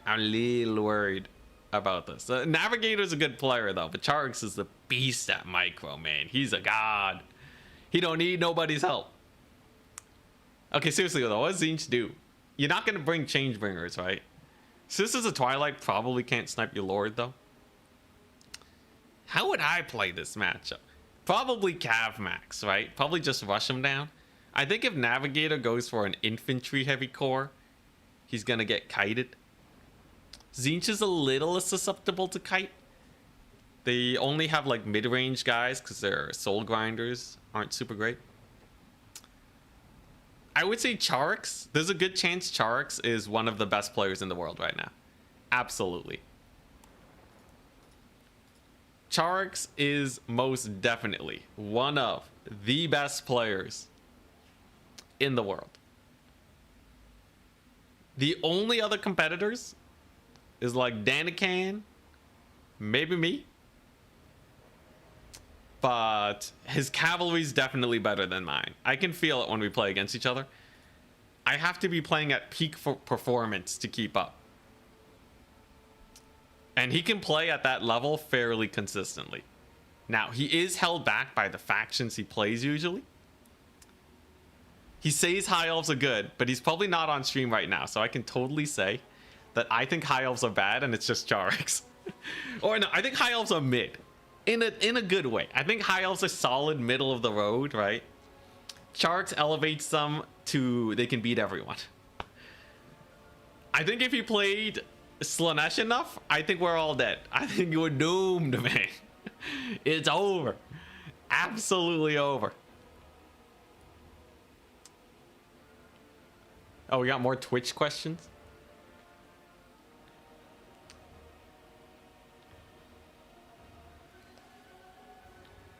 You've never seen the capture weight on units? Oh, it only shows in domination. Which unit do you think is the best hybrid unit? Sisters of Avalorn or Chaos Dwarf? Fireglaves? Fireglaive Chaos Dwarves. You see them played way more often. The reason I'm asking is because you're trying to... Oh, you're trying to learn about how to play this game? I see, I see. I can give pretty quick responses though, if you just want to know which units are better. It's kind of weird, these comparisons though, because they don't really help out with like your knowledge of the game. Because different units on different factions fill very different niches. So technically the dwarves have the best infantry in the game. Longbeards are a 700 gold infantry unit with infinity melee defense and magic resist. And they give encourage to units around them. So everybody has leadership and they have ITP so they never break.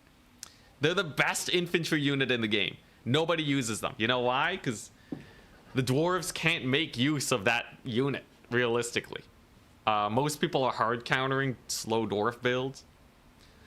So you need generally to compare units within the same roster.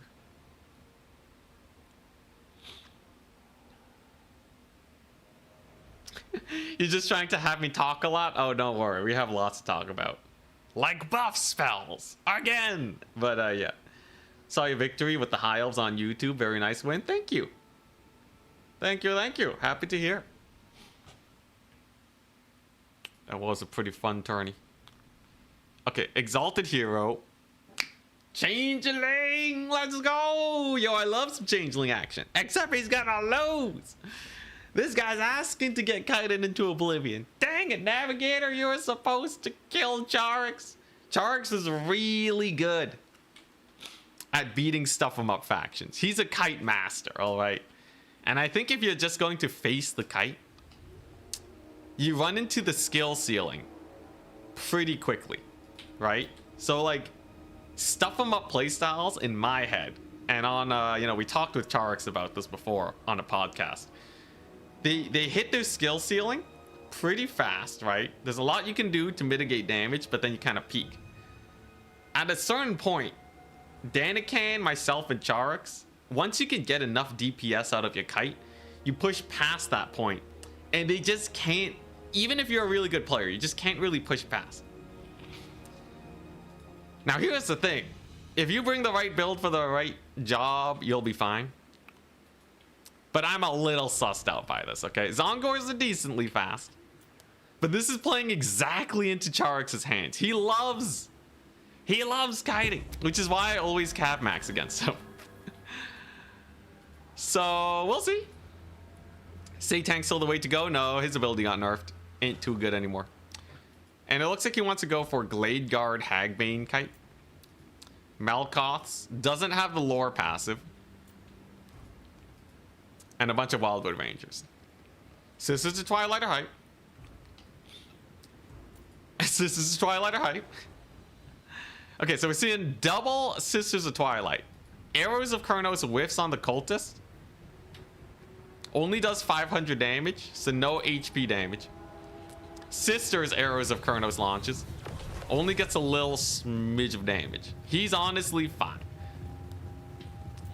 He won't die from Arrows of Kurnos. So honestly, not the worst starting play from Navigator, but he's gonna have to be wary of this Mass Glade Guard build. You have to jump him, right? If in a prolonged fight where you're just getting shot up, it's gonna be real nasty. Doesn't turn on the right ability for the sisters, so kind of whiffs. Gets a spread shot. A little bit rough. Oh, it's because he right-clicked on these guys, and the game's like, hey, there's a unit in range, I'm gonna shoot at them instead of the unit you're targeting. Maybe. I think that might be what have happened. That's pretty unfortunate. And honestly, the damage ain't too great either. And the Zongors have already taken some pretty massive damage. 300 gold loss already. Gets in the Sour Guts. I'm real sussed out, though. I think Tzeentch is doomed. Sisters are shooting the sisters. Right in the butt. Right in the butt again. Now, these Sisters of Twilight, they do have the healing ability. And they do have Gwendolor's Vengeance. But, yeah, this is getting real bad. So, here's the problem with getting triple capped. You get no closer to actually winning the game as soon as a triple cap happens. Right? If you capture 1 point and you get really close to winning, and then you have a big rush that takes all 3 points, that can push you to the victory. In this case, though, he's still gonna need 10 minutes to win the game, regardless. Which means the only thing that Tzeentch is trying to do now is to hopefully summon in any amount of units that can get them into a more winning position. Gets a spread shot again.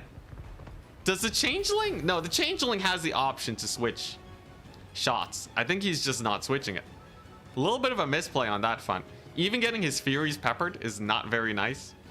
Losing shields unnecessarily can be rough because shields do take a little while to regenerate. Hey, look at these Chaos Warriors. Look at that regeneration, right? They're gonna be sitting around for a while, man. And the spread shot's just not cooking. It's absolutely not cooking. Gets a volley off, is gonna hit him. Nope. Does dodge. That one does hit though. Sisters of Twilight asserting their dominance. And he's just not going for it yet. He's just building up. He already is down a lot of value though. Most of it is shields and the Sisters of Twilight though. There's maybe a way he can pull back in value if these sisters manage to get a heal. If they heal without routing, then all the shooting was pretty pointless overall. Holy crap. Holy arrows of Kurnos value, though. Oh my god. Oh, what are you doing? Yeah, this build-up strat is not going to work, though, right? No. Usually build-up strats, you want to control 1 point. Usually, you also don't want this to happen. Now, he does get return fire on the Sisters of Twilight. This was just a rough match, though. Navigator, he did not have the build for the job, man. Had he just cav maxed, I think he could have won it. I think if he just took a bit, like, look, Charix loves to kite. Hey, everybody, the secret to beating Charix is to just cav max him. Whatever. I'll try and win with Slaanesh. Maybe he doesn't box against me as Slaanesh. Dude, he's not even microing the sisters. They're just chilling, man. They don't care. Oh my god. Spread shot sucks at range. Yeah, you have to be at like half distance for spread shot to actually do anything. Now, okay, we do have a bit of a fight. Wildwood Rangers, the physical resist. They don't have physical resist. Okay. They don't have physical resist? Huh. Alright. Well, anyways. They, I thought they did. Yeah, I guess I was thinking Blade Singers. Anyways, this fight's going pretty well for Tzeentch. Unfortunately, one Melkoth kind of brings it back by just murdering the Chaos Knights. Chaos Knights are so expensive, it just sucks. Wild Hunters of Kurnos, though, dying is a nice, solid, even trade. And if he can rear charge these Wildwood Rangers, maybe he gets another 900 gold. That's a 1,000 gold swing. It's decent. Here comes the big push. It's all or nothing. He knows he must go for it. This is what I think Charix is going to do, though. He's going to run away with his infantry. These Chaos Warriors and Marauders, what, they have 35 speed, right? These guys have 36, 38. They're about the same speed. And then after he pulls back, he's going to summon cavalry and hammer them. I'm pretty sure that's what's going to happen here. No, he's standing his ground. He don't care, man. He doesn't even need to retreat, man. He's just holding the points. Now that's pretty crazy. I guess when you're 5,000 gold up, you're not too worried. Race of the Frozen Heart are killing off Zongors now. These Glade Guard have used almost their entire ammunition pool. Technically only 500 rally though. Wild Hunters did rally though, against all odds. I'm actually quite surprised. I thought they were dead. But okay, so Charix has decided to fight. He immediately routes off 2 Zongors because of a rear charge and the fact that Wildwood Rangers are insane. Yes, there's a unit of pink horrors shooting at them. No, it does not matter. They are absolutely chilling. They're fine. They have ludicrous anti-infantry values. And a little bit of a focus fire on the Exalted Hero, and he's also looking pretty sus. I don't fancy this Exalted Hero. Wood Elves have a great, right-click fire potential, because all their units have move and shoot. So they avoid most of the jankiness of range units, because while they're repositioning, they're getting ready to shoot, which is absolutely perfect. One Marauder makes it through, but now he's retreating. And now a cavalry charge in the back has arrived. Great Stag Knights have massacred all the forests. And Charix is looking to take this game very one-sidedly. Although that's a good Doom Bolt on the Race of the Frozen Heart. Little Tzeentch bolt there. There is only defeat. But Charix wins! Dang it! I mean, very well played to both players. I was cheering for both of them. You know, congratulations to Charix for taking the win. Freaking out. Okay, actually though, Charix played that amazingly. Like, he had the build, he had the focus fire, he had the better Sisters of Twilight micro. He played that very well. You screwed? Probably. Unless he brings the wrong build, which he might. I think the Tzeentch build was okay. I think it's fine. But the early game was really blundered by taking so much damage. And then losing the Sisters of Twilight, of course, was the big L. Did its Chaos Knights do anything? Not really.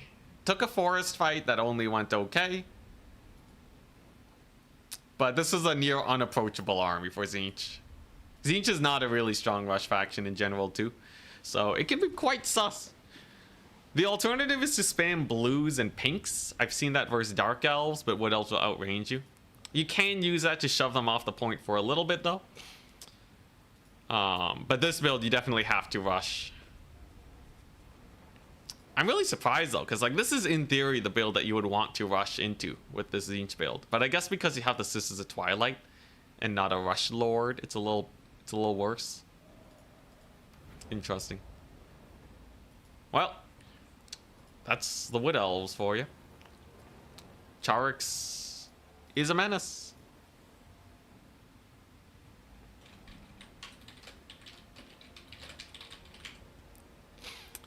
He's an absolute menace. I think Navigator, honestly, didn't play it that badly. I think his Sisters of Twilight actually did get kind of deleted by that Arrows of Kurnos. If the Changeling could become a Waystalker, he would always become a Waystalker, and he would be the most OP form for the Changeling. Unfortunately, the Waystalker is generic, so it doesn't really work.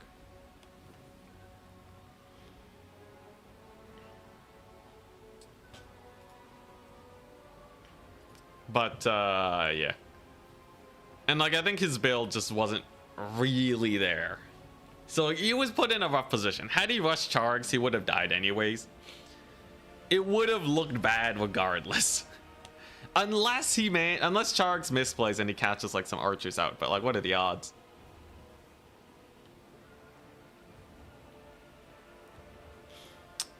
What do you think about Greases having an ability that cancels bonus versus large? Too large to anti-large. That would be hilarious. He would still die though. Charge bonus hard carries a lot. Like you don't need a lot of anti-large to hit Greases. It's kind of sad.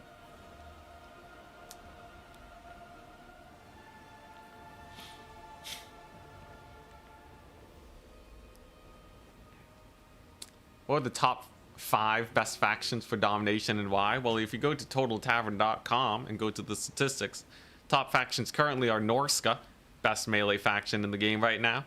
Slaanesh, the other best melee faction in the game right now. They both have very fast units and a lot of their melee stuff uptrades. Vampire Coast, I don't know why. It's probably because they're counterpicking a lot of factions that struggle against them. Vampire Coast have a lot of really good matchups and a few matchups that are hot garbage. But maybe Egg Special's been playing them a lot and boosting the win rate. I'm not entirely sure. I personally don't think they're super great. But I could see them working against like what are the good matchups? Dark Elves, Tzeentch, Khorne, Slaanesh, Beastmen, Ogres, Kislev.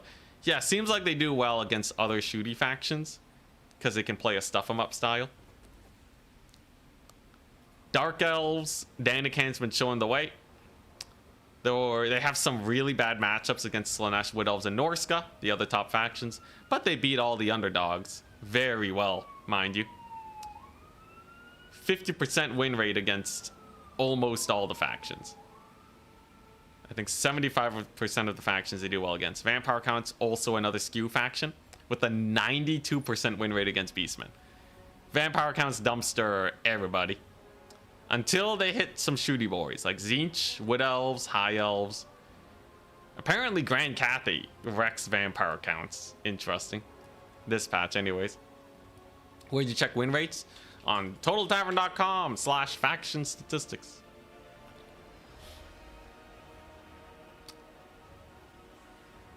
There are some slow tanky factions that do well. Dwarves are actually surprisingly spooky. The Dowie, they cook quite hard. But I feel like a lot of dwarf players, I don't know. I don't think they're playing them well. I don't think they're playing them like to their peak potential. Because I think Malachi Bugman's has to be broken. Maybe there's a reason none of them do it. I don't know, man. I feel like dwarves, especially with their cheese, a lot of people don't go for Thunder Barge cheese. So people just start bringing builds that are weak to Thunder Barges. Although then again, maybe they just capture all the points. I don't know, man. I don't know. I'll have to investigate more later.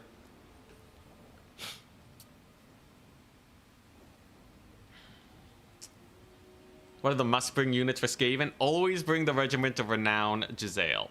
Always bring the Regiment of Renown Giselle.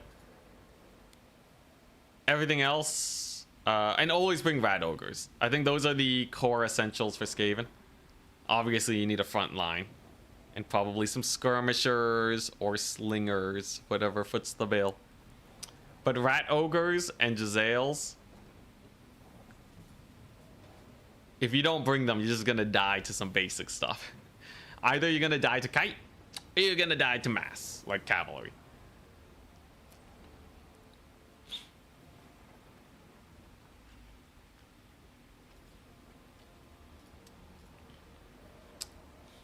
Is there a way for me to send you replays and then you can tell me how you play your stuff wrong?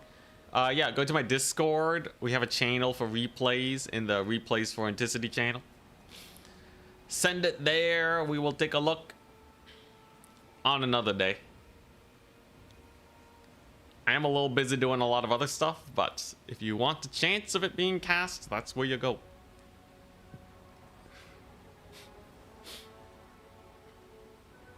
Why are there so many ambulances in your streams? We live kind of close to, I guess, a road that ambulances go down. Win a tourney with a thunder barge. All right, Decay. Yo, I haven't been able to fulfill a lot of these requests lately, but it will be in the list. Win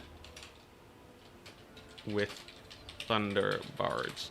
I'm not gonna put it in the win attorney tier. We save that for the bigger donations so we can actually distinguish. But winning with the thunder barge in general I can do.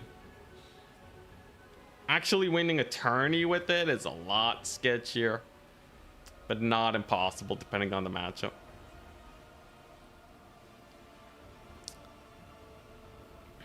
I'll stop tipping when you reach 4 pages. Jeez, man. Well, thank you very much for the Danish kroner. Wait, that's 25 Danish kroner? Wait, how much is that? 25 DKK to CAD. Okay, yeah, okay. That is like not like a crazy amount. If it was like euros, I'd be like, wait a second. Wait just a darn second. But you can usually tell by the color of the donation, right?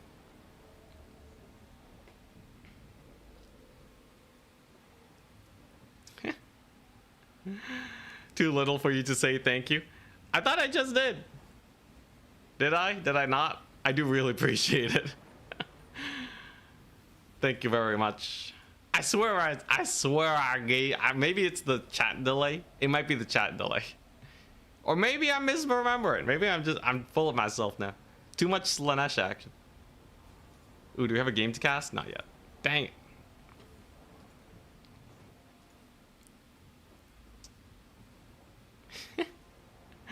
You did, and I was serious. All right.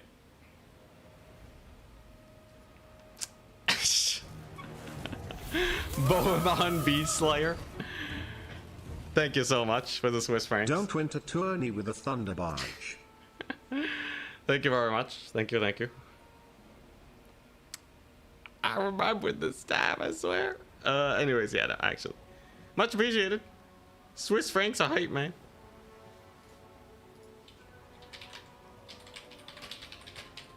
Nice. I'm casting Maximilianaire's Vampire Coast versus maybe Jowie. What's this? In screen? Oh. I can remove that. We're on our way.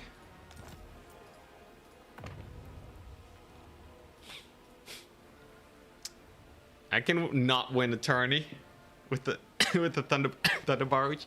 If I lose a tournament, does it also fulfill the request? Oh boy. Oh, he's Vampire Coast. Oh, he's Vampire Coast. I thought he was Vampire Count. Vampire Coast versus Slaanesh is actually kind of interesting. Depends on the map. But, yeah. Ulrich Rahl is playing Vampire Counts. Oh. Yeah, it got cut off. So it just said Maximilianaire Vampire. But I just thought he would be playing Counts. Unknown. Thank you so much for the 100 Danish kroner. Holy crap. Oh boy, what is this? Dansk Mensgeherai, it's time to flex, I guess. Sneering face emoji. I might put Smearing some face? replays when I figured out how that does in this court. Looking forward to at least try and learn. How that does in this court. Looking forward to at least try and learn. Oh, hell yeah, yo. Send them replays, man. I'm happy to cast. Ambivalently ponder about using thunder barges. Thank you very much for the Swedish kroner. Swedish kroner is SEK, right? SEK? Yeah! It's not Swiss francs. It's not Swiss francs. Sweden is a Nordic country. Sweden is a Nordic country. They don't use francs. They use kroner. Unlike the Swiss, who use francs. Geography. Aced. Oh crap. I gotta look up the exact definition of ambivalently. Is that, like, what? Having mixed feelings or contradictory ideas about something or someone. Oh, okay, there we go. I think we already did that then, right? I thought ambivalent was more like hoity-toity type of, I thought it was a more hoity-toity type of word. Or maybe I'm slightly missing it. I don't know. Nobody uses ambivalently in my circles. Thank you so much, by the way. Holy crap. Thank you for the Swedish kroner. We're not gonna call them Swiss francs. All right, what we got here? What are the builds? I haven't been paying attention to the builds. Infernal Castellan. He has more anti-large now. It didn't change anything. Danish crowns. PFFT. Thank you very much for the Swedish kroner. Oh. My game crashed. Nope. We just froze. We're good. My PC froze. The whole PC froze for a second. What we got? The Burning Head. Great for Vampire Coast. Makes a lot of sense. He's on foot. We have the doggo spam, which he likes. Mortars. Wait, those ain't mortars? Them's carronades. Since when does this guy run carronades? That's kind of crazy. All right. Surely there's mortars here, though. Yeah, there they are. Silver chevron, bronze chevron. He's chevroning them less than usual. He wants them to be as cheap as possible while still actually landing hits. They do get quite expensive though once you chevron. Kills one doggo. No, he lives. He lives. Return to the pack, you good boy. Look at him go. Hype. Oh geez, cannonball whiffs. This map's kind of awkward for cannons. That hill does knock a gobbo off his horse. Something that would never happen to pigback riders. Yo, that's some good detail. I like that. Its shield is very detailed. I like it. Spirit Leech too. No Noctilus. Wow. Wand of Jet. Von Horseman Speculum. Yo, this guy got the 16-second debuff. Let's keep an eye out. It is a Helm of Discord, but usually Helm of Discord is only good because you're using it for alpha strikes. Don't know what he plans to use that on. Maybe it's in case he gets charged by a Dwarven Lord, so this might not be the game for it. I could totally see it as a way to prevent yourself from getting sniped though. But here's the problem. Hell Cannon Shot has arrived. Did not kill a mortar though. It really wants to kill those pieces because there's so much infantry here, it'll take forever otherwise. Switches to the Lord instead because the mortars are hiding behind the trees. Got a little bit of skirmishing going on. Vampire Coast basically starting the game with 250 capture tickets is nice though. As a stuff 'em up type faction, they love it.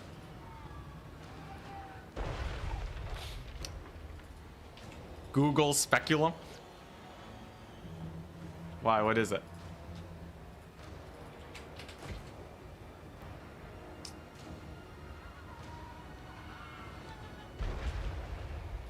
I see. For medicine. But it's also a mirror or reflector of glass or metal, especially a metallic mirror in a reflecting telescope. It's a telescope, people. It's a freaking telescope. Amongst other possible things, but it's probably a telescope. It's the third noun, all right? Just don't look up the medicinal use. Yo, this guy's getting beat up. Did he just overcast Spirit Leech? On the Soul of Damnation. All right there, buddy. Wait, what is this? Soul Devour. Reload skill. Times a million when units are nearby. I like never pay attention to that. That's kind of hype. Is it really going to get value though? Or is it just going to get Spirit Leech to death? You usually want to dismount it when it gets Spirit Leech so that it doesn't die. It'll target the crew instead of the artillery piece. But maybe he doesn't care. It is taking these handgunners to Pound Town. It's 550 gold down the drain. We got one capture point too. Doggos fighting some Hobgobbos, but one of them's going to crumble, so that's a good trade for the Chaos Dwarves. Couple Hobgoblins in here too. Don't know what did so much damage to them though. Oh, did he Purple Sun them? There's no way. He can't have enough magic. He's been overcasting Spirit Leech on this thing. But I guess, I don't know what else did so much damage. Oh, it was the mortars. Holy crap, accurate mortars. Dang, all right. Yeah, 40% reload skill is almost doubling your DPS. So he gets one more Spirit Leech on this thing. No dismount. And it dies. No, he dismounted it. Okay. He does get the dismount. It lives. A little bit late though. It may die soon if he's not careful. Bomber bats are here too. They're gonna try and kill these guys. He remounts the artillery piece. And now it dies. It had 1 HP left. It took one bomb. And it's out of there. Mortars are being dodged though. Mortars are dodgeable. They take a long time to hit their target. So if you dance a bit, you can dodge them. Very high micro task though. So overall, the dwarves are not taking a lot of damage, but they also aren't getting a lot of tickets. So overall, the Chaos Dwarves are slightly behind, I'd say. If they get a main fight that is in their favor, though, they're still happy. Artillery piece out of there. So what? We got some cutthroats fighting some zombies. You never see the melee cutthroats, but I guess he wants to run them. They get extra weapon strength when their HP is nice and high, so I guess there's that. And the Mourngulls are dying to the basic archers, plus the castle in fire. Who's been killing the Mourngulls? I've been missing out a lot on this battle, but they're kind of getting wrecked. They have the hunger, so they don't have weakness to fire, but low armor means that they don't like getting shot very much. Yes, they have missile resist, but low armor is still low armor. A little painful. Just like these bomber bats. They are getting some work done on the Hobgoblins. Are they janking out, or will they actually shoot a volley? We'll see. Artillery crew got desummoned. Okay, they are shooting. Not a lot of damage, though. I feel like their DPS got nerfed. In Warhammer 2, they were actually quite damaging. Now they're just getting shot up by some sneaky gits. Overall, though, they're still getting decent value. 725 is a good amount. Most of that's Hell Cannon damage, though. But I guess killing a Hell Cannon is certainly very valuable. But here's the big problem, right? Vampire Coast is slowly getting ground down. A lot of their infantry is dying, and a lot of archers still remain. The only way they could possibly pull this back is by killing off, or by winning with these Depth Guard. Depth Guard are pretty hard to kill. Some Scurvy Dogs could potentially kill a bunch of Hobgoblin archers too. And then suddenly Vampire Coast, what did they have? Oh, I mean, the Chaos Dwarves, what do they have, right? Just a bunch of infantry. Maybe some Kadai. It gets a little sus. Though I will say those Kadai are pretty brutal. Dang, that DPS. Doggos get charged. by the hobgoblins. They don't get the leadership debuff being hit by their own artillery though. The hobgoblins do, which actually results in a rout. Devastatingly accurate mortars in this here battle. And some of the archers are starting to rout. A double cap for the Chaos Dwarves, but they need a triple to win it. They gotta basically wipe out the Vampire Coast here. De-summon on the Bomber Bats to get a little bit of value, and it's gonna be another Depth Guard. Now, unfortunately, Depth Guard kind of suck. In the time it took me to talk about them, they already died. And against Kadai Fireborn is gonna be even worse. One of the most hated units by Maximilianaire too. So you know that running them is gonna be a good idea against them. One Haunter looking real rough. And the Chaos Dwarf Warriors are looking pretty solid. Now, more doggos are getting summoned, but we know the doggos also down trade pretty hard to the Wolf Riders. So there's 2 of them going down. And if they die so quickly, there's a little bit of a problem. In that you just don't trade very well. Mortars kind of whiff too on that Hobgoblin Archer unit. Wait just a darn second, these mortars got no value. He spent at least 700 gold on these mortars. He spent at least 700 gold. It's been 9 minutes, and you're telling me they got 350 and 474 value apiece. Carronade without chevrons also has not even gone its value back, even with Kadai on the battlefield. That's not a good sign. That's not a good sign at all. Now, the battle's still close, but Chaos Dwarves have like 4 minutes before they really got to worry about capturing this point. If they feel comfortable enough, they can just up trade for the next 4 minutes and then capture the point where there's no more Vampire Coast units. There's like a few thousand gold, a couple thousand gold tied up in mortars here. So I don't think they have to worry too much. Doggos though, traveling through the forest, are small. Wolf Riders are large, so they get slowed down. But Doggos still get caught up. And now the Kadai are in here. Now it's Kadai versus 2 pistol mobs and a Depth Guard. Pistols do hurt. A full HP Mourngul Haunter and a low HP Mourngul Haunter. That's probably enough to kill Kadai. One of their counters is some good old monstrous single entities. Completely undefended, they will go down. And the damage is not bad. Look at that. Mourngul Haunters are cooking. The healing somehow by eating fire. I don't know how that works, but that's how that works. And maybe the Vampire Coast can still win it. Chaos Dwarves are looking a little sus, right? Although a juicy burning head melts all of the infantry. No more polearm support would certainly be real bad for these Haunters.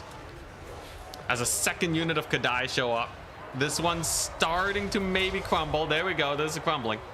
So they're out of the picture, but a lot of DPS just went down. Plus a Wolf Rider charge onto the Pirate Gunnery mob. Very painful.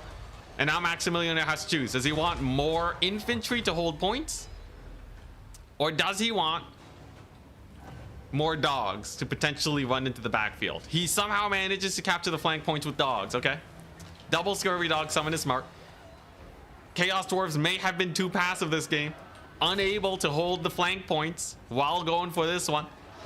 This is why sometimes you just want to take your time and make sure the Vampire Coast never take these points. Because if they do, it's going to be looking pretty rough indeed. Well played for Maximilianaire so far. Going for that quick steal right when he needed it. And the Burning Head is not going to be able to secure this point. The Wolf Riders are gone. The zombies are not crumbling. And I think Maximilianaire's pulled it through. He's going to be facing us. He's going to be facing grand old Slaanesh. With ITP across the board. Oh boy. And that's it. Vampire Coast wins. Oh my gosh. Oh my gosh. Maximilianaire. Look at you. He wanted sweet death at the hands of the Chaos Dwarves. If he gets a good map, he actually has a pretty good chance against Slaanesh, I'd say. I think Chaos Dwarves played a little too passively there. They were kind of fearing the mortars, right? But the mortars weren't actually doing anything. I guess the Carronade did pay for itself by the end of the game. And of course, it made, you know, the Vampire Coast have a lot of terror. I think the biggest thing about these borders is the fact that they reduce leadership. I think that's the biggest thing. Maximilian played it really well, though. He's a really good capture point based player. He's really good at squeezing as many points as possible. And if you don't have the DPS, he will crush you. Even if you start winning, by the time you start winning against his army, he will be pulling up. Some Depth Guard were pretty sad, though. I think the Depth Guard sucked, but he already maxed out on zombies, so they're literally the only other infantry unit he can field. But as you can see, they're not that great. It was mostly resummoning Scurvy Dogs, which are a good unit. Vampire Coasts don't have a lot of units that are just good. But he knows how to make them work, man. Scurvy Dog spam, that's the way to go, apparently. He basically had like 10 Scurvy Dogs in reserve. How many rounds is Slaanesh gonna win this in this tourney in total? We'll see. Or I would need to win 3 more matches, if that's what you're asking.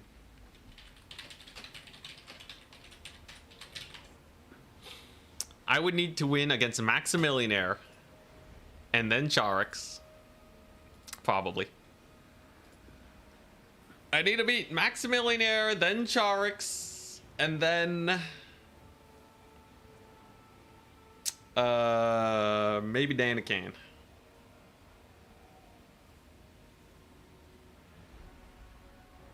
And then maybe Danican.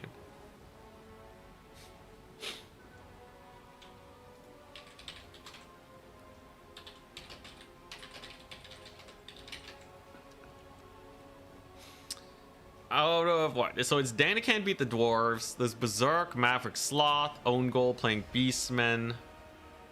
We have some Kislev action.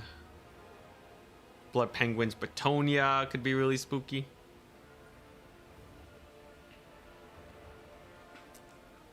Mortars were decent. Mortars are decent. I think the leadership hit that they provide make them worth, even though their value doesn't get there. When's your next game? I guess as soon as well, my opponent is going to be Maximilianaire. As soon as all of the top 16 are done being cast, then Turin will begin casting these shenanigans. I gotta make my Slaanesh build then, right? So we need a Slaanesh versus Vampire Coast build. What is the way to go for this?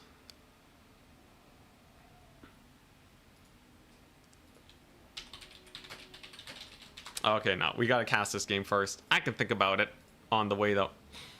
Slaanesh versus Vampire Coast is a little sus. But generally, your infantry will do well. Generally.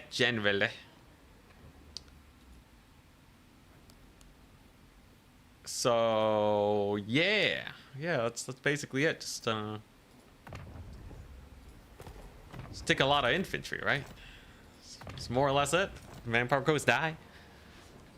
Let's take an absurd amount of infantry, maybe, instead of cav maxing all the time. I don't know. I'll think about it. First things first, so we have this one. Olikval versus Lord Shaftesbury. So this is going to be Vampire Counts versus Lizardmen.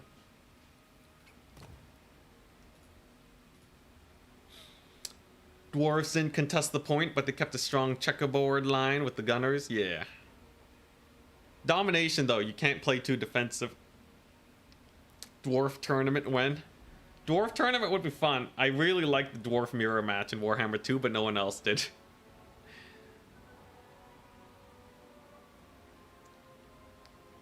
Maximilianaire can become Maximillionaire if he beats me. He doesn't seem too confident versus Slaanesh, at least. I am a little worried that he has some crazy shenanigans.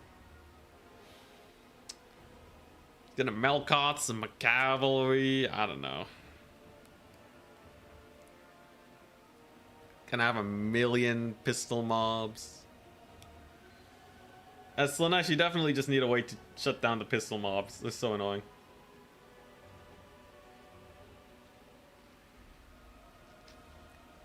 there's quite a lot of talk about who's favored, Bretonnia versus Lizardmen. I think Lizardmen have a hard time versus cavalry, so I think Knights Errant spam nowadays probably wins it. Knights Errant dumpster Saurus. So I think Lizardmen are at a slight disadvantage. But in this case, Alec Wall is vampire counts, so it counts.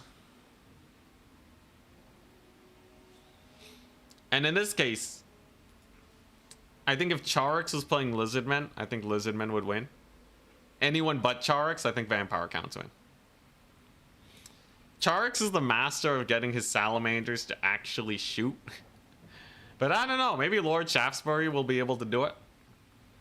Charix is so good at letting his salamander shoot, though, that he hits that tipping point where you're actually able to kill off all the vampire counts units. I am very interested to see how this goes.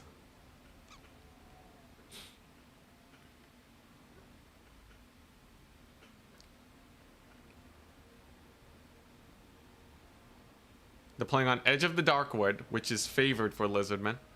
It's a giant map that vampire counts can't really get around. A lot of skirmish space. Lizardmen also have a lot of skinks, so they can contest capture points really quickly. I think if played well, Lizardmen can give vampire counts a really hard time. Plus, they can take Tempest to win the air game. There's a lot they can do.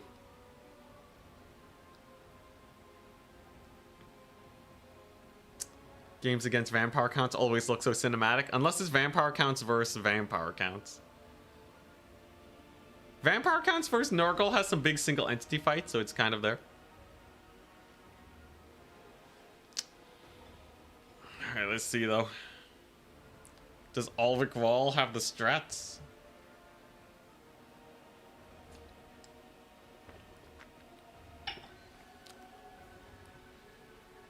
Ulrich Wall plays a pretty mean vampire counts. Yo,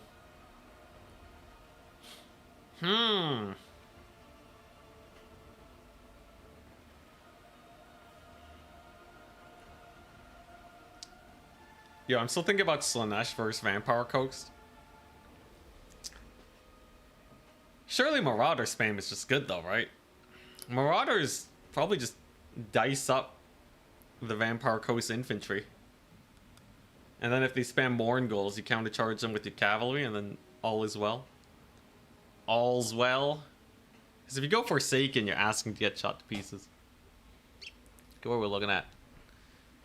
Pretty standard Crypt Horror Necromancer build. So no dragon. Probably fearing the Tempest. But the Lizardmen have a Metal Caster. A Salamander, but not the Regiment of Renown. I guess he doesn't really need the stealth. Salamanders are pretty hype because zombie summons on top of them don't matter as much as with other shooting units. Salamanders are closer to skirmish cavalry than ranged infantry. Think of salamanders as like man-eater pistols. Think about them as really janky man-eater pistols that don't shoot when you tell them to. But they're generally a fast unit that can get some good range damage in.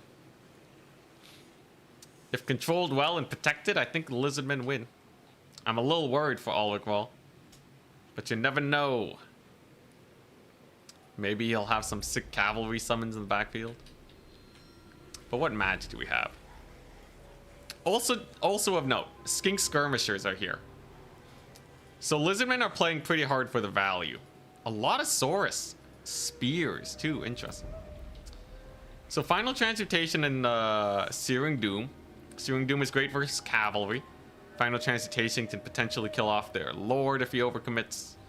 Kill off cavalry or a Mortis engine.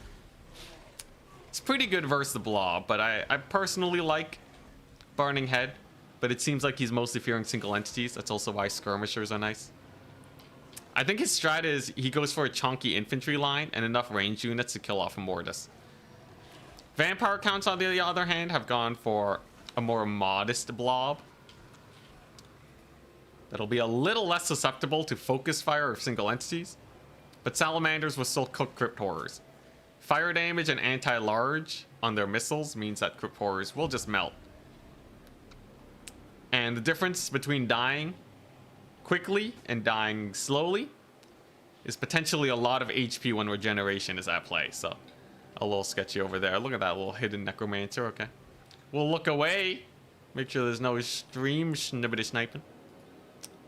Oh, we got some grave guard. All right, pretty standard.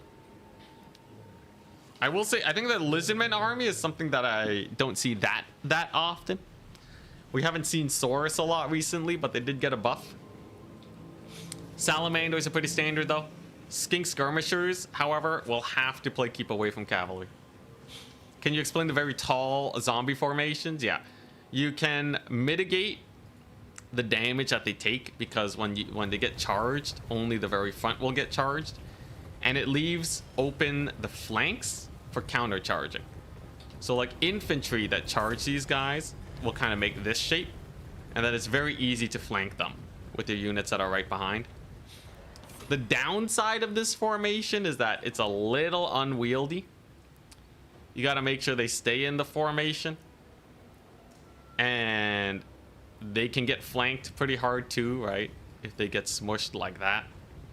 But generally, because you have so much infantry, it's not too bad. There's another issue too, where like if you're just gonna send it and make a blob fight, it's gonna be a blob fight either way. But it can help against Burning Head and such. Generally, it's fine. One of the better things about this is that they don't get in the way of your units as much, because you want to countercharge with your Grave Guard. So if you have 5 units of zombies, right, they're either gonna block your front line.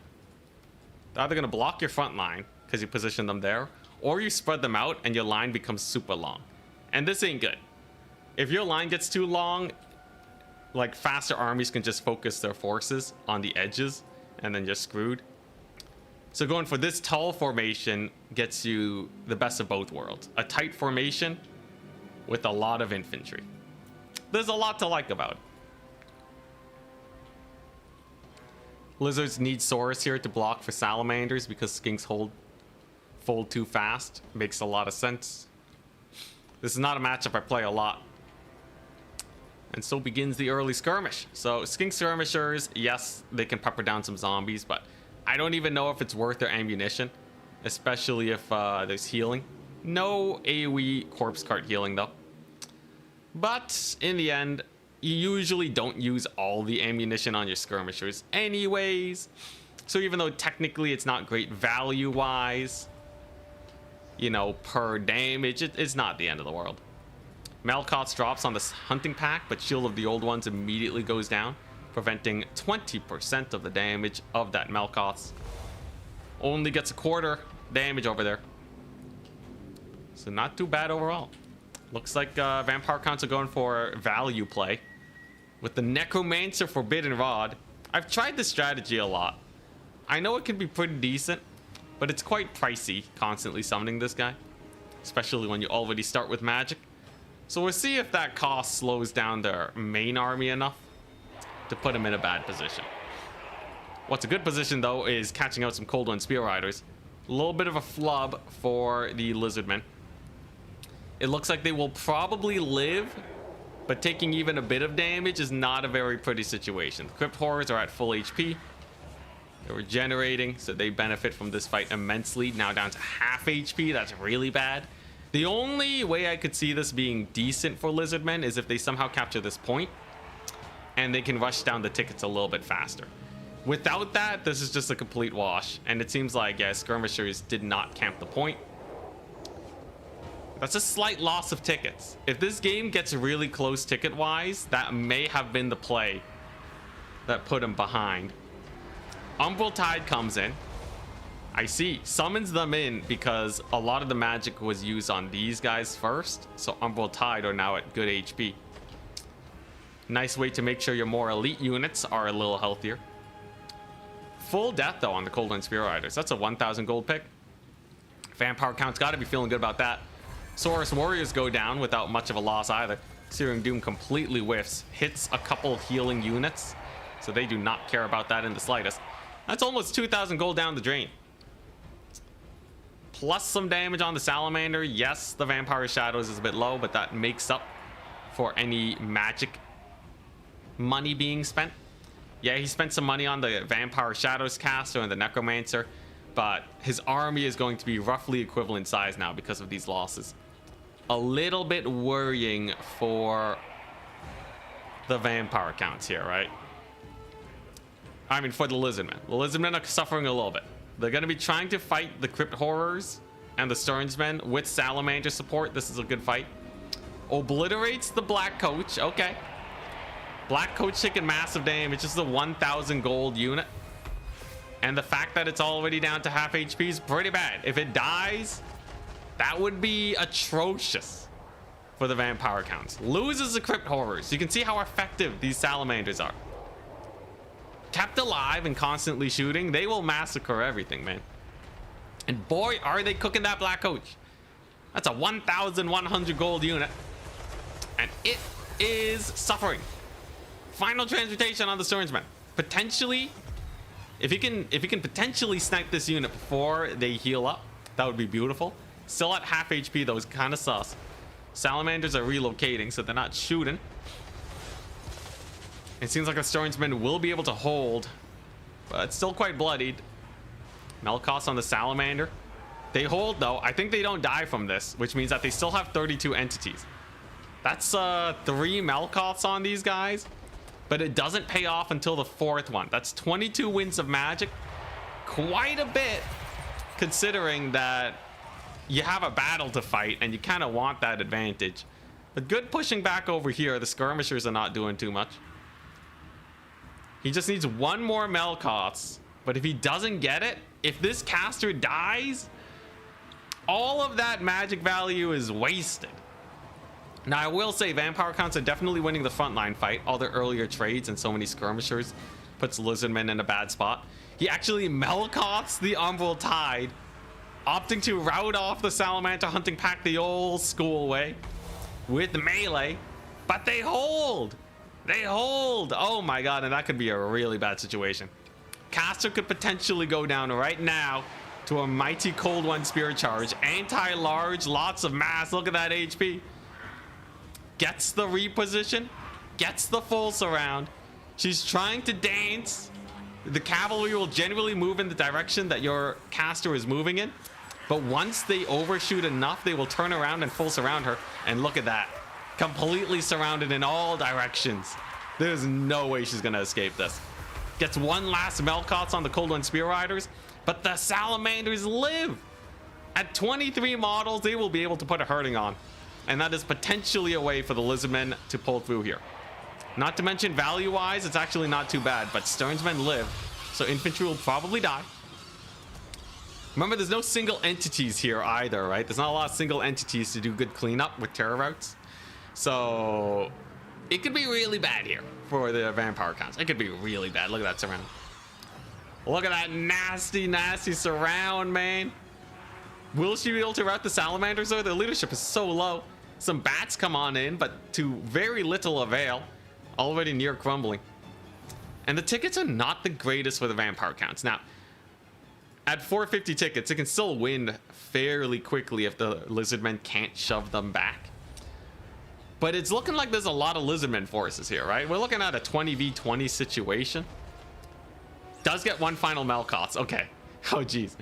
So 1 Salamander hunting pack is dead. The other one is still at good HP, though. Look at that. Final Melkoths. Just melt some poor guys. I'm a little worried. Also, yeah, you don't get any traits. I wish you could get a battle Slan, but you can't. I'm a little worried for the Lizardmen. If the Vampire counts can keep pushing them back, this could get real sus real quick. They only have their 1 Salamander as a true swingy unit. But if it's all melee 24/7, it's gonna be a little sus. I think the Black Coach did die though, so that's a pretty big loss. Do these guys have charge bonus? They have 28 charge bonus, dang. 46 weapon strength. You can actually melee with these guys, crazy. We'll see. It depends on this middle fight, because it looks like they're kind of going for that.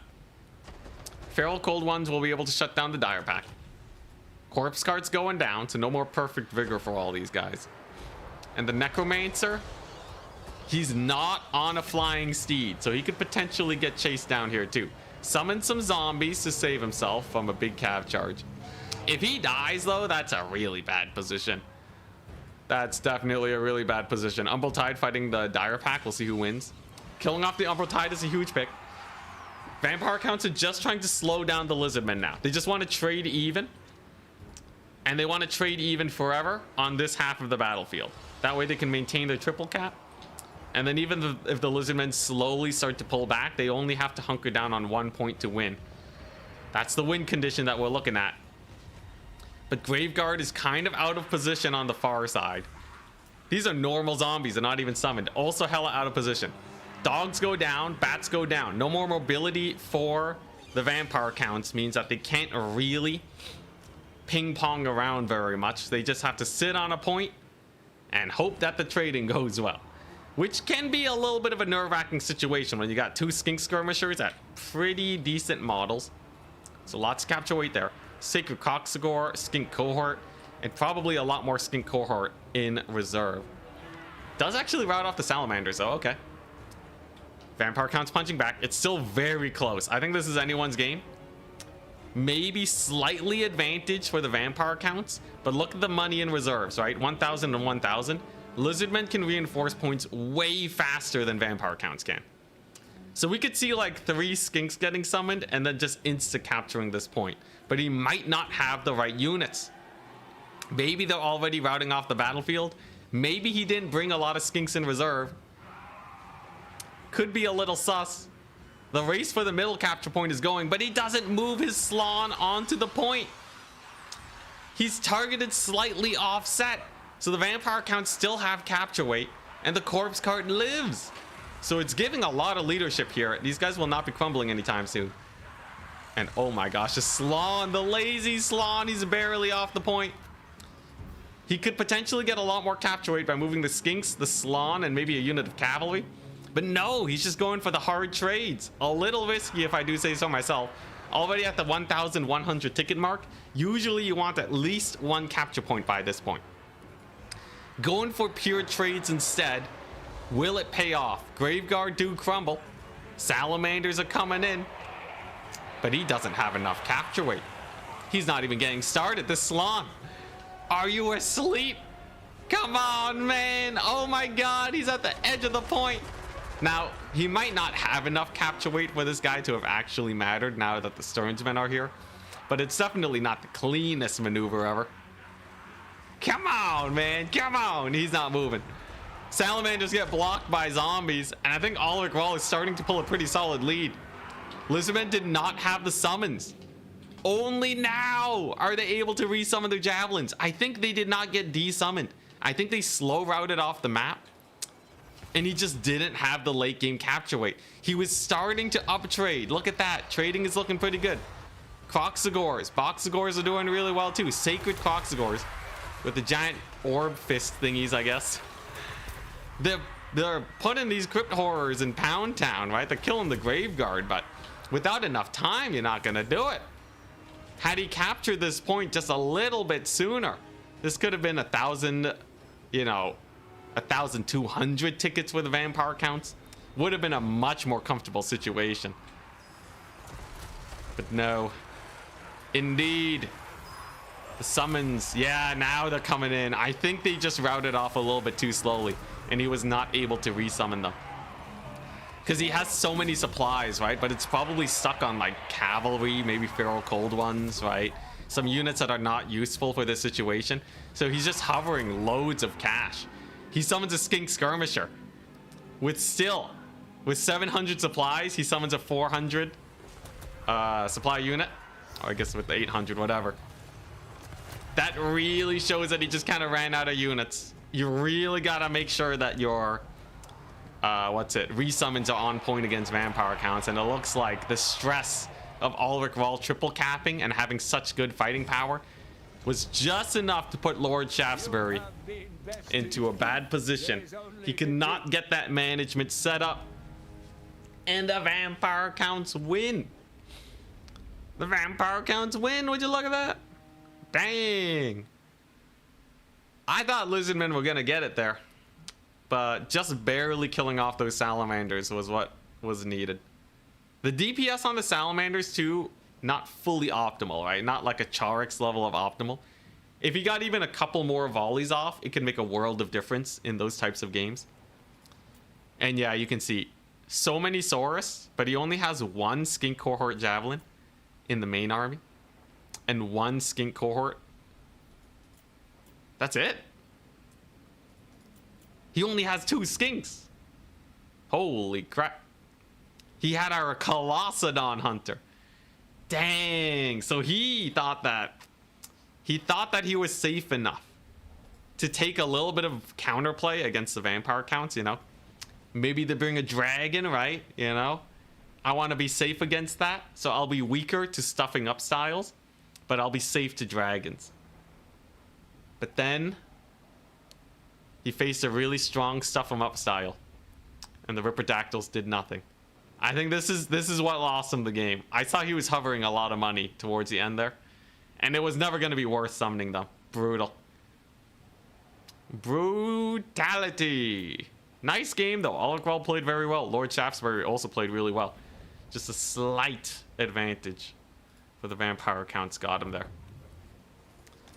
Well played. Top 8's gonna be starting soon, and I'm gonna be playing against Vampire Coast. So let's get that army blocker and let's start figuring out exactly what I need here. Vampire Coast are an absolute menace of a faction to have to face against.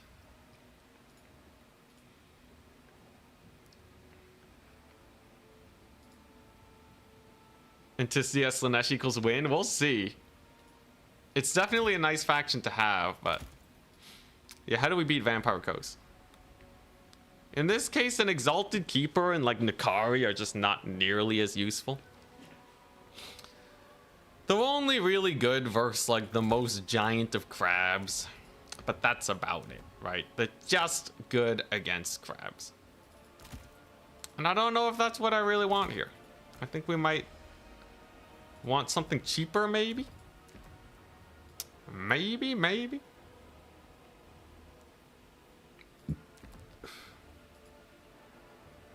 Let's see.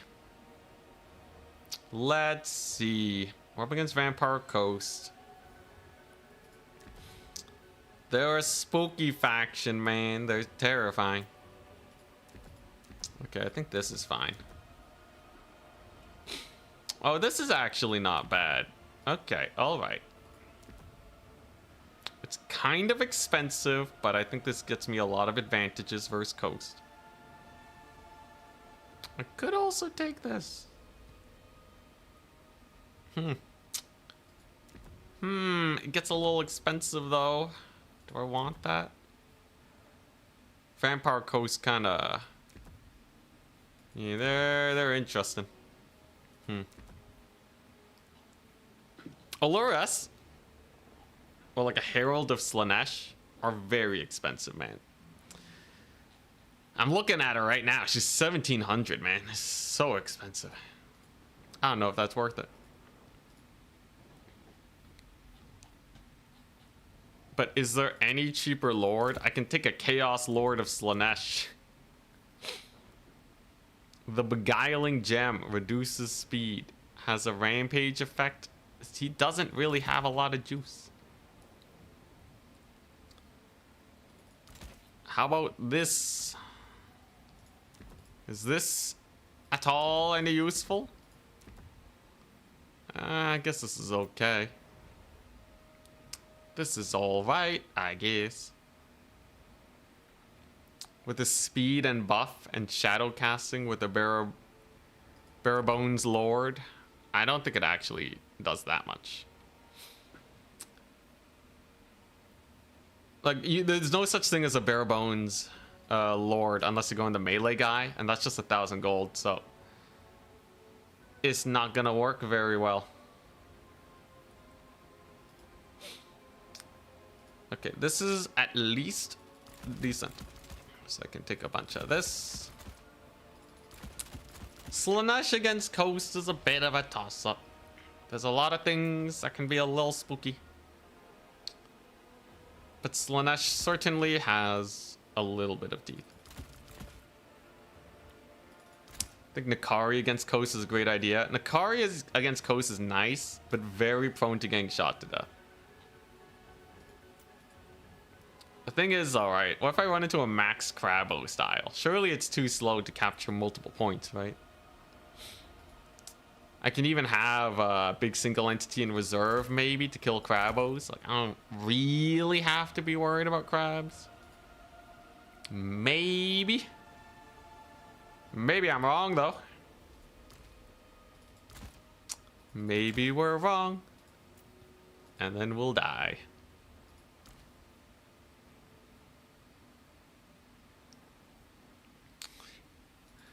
Maybe Nakari against Kos. I'll give Nakari a hard maybe.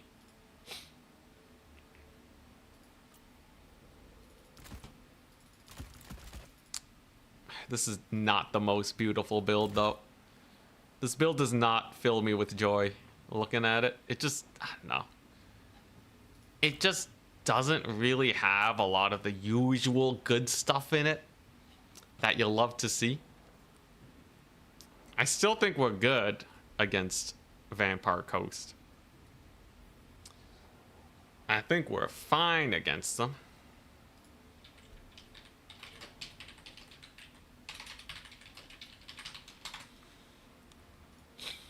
But it's sus. Sigvald Mantide. Sigvald Mantide's okay.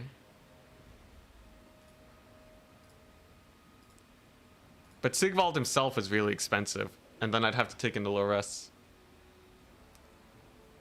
Isn't Nakari most suited at sniping cavalry? Even if that was true, how does that apply to Vampire Coast?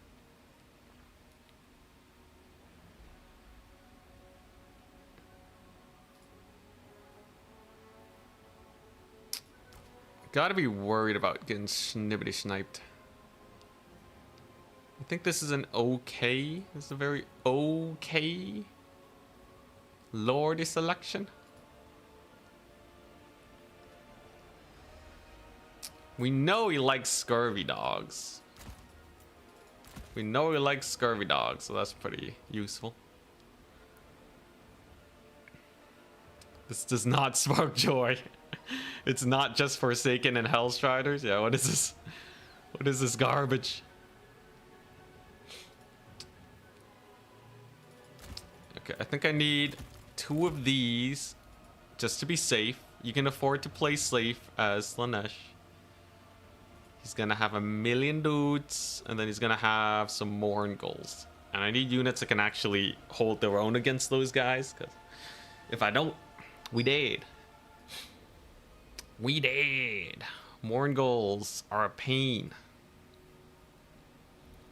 Overall, I'd say this build is okay. I think it gets there. I'm playing it really safe, so like maybe a skew build beats us. Yeah, like maybe a skew build can work us. But like I have a lot of tools versus a lot of everything. And we're just kind of hoping that, you know, taking no risks doesn't invoke some risks of its own. I think this'll be okay. It's an okay build.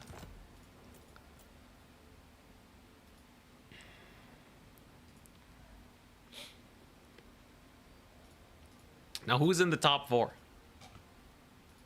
Who's it gonna be? It looks, or the top 8. Danican versus Berserk. Gondola versus Blood Penguin. They're starting, okay. Maximillionaire versus me. I see. Let's get Maximillionaire at the lobby code.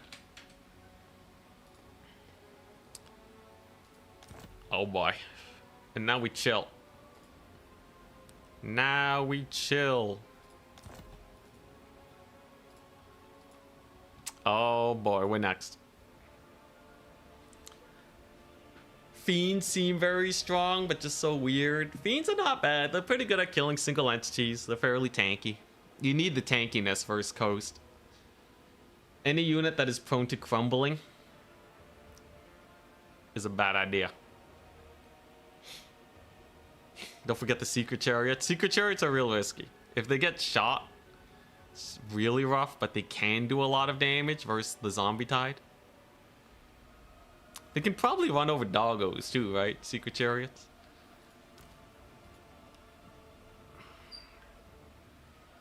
They're just so jank.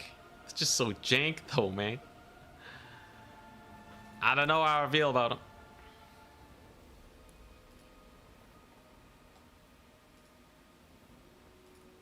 Oh, this will be an interesting one. Oh boy, this will be an interesting one. I have my build though.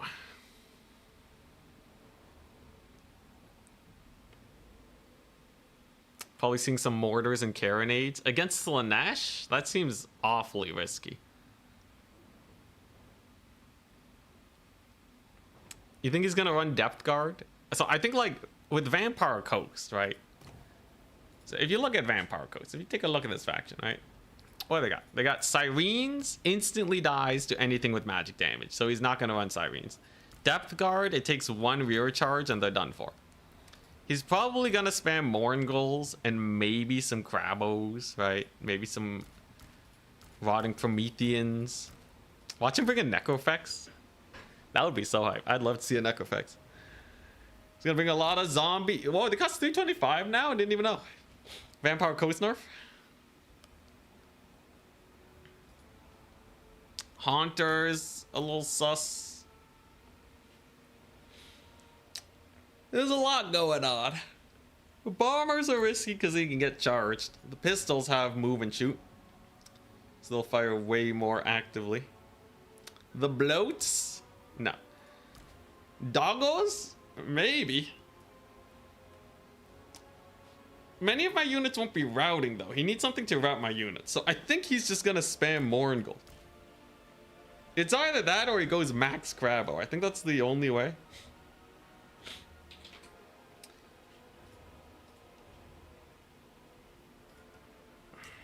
I think that's the only way. He's gonna bring a weird lord. He's gonna get like another polearm dude and like spirit leech spam. Maybe. What about gun bats? You're asking to get Pavane into oblivion if you take gun bats.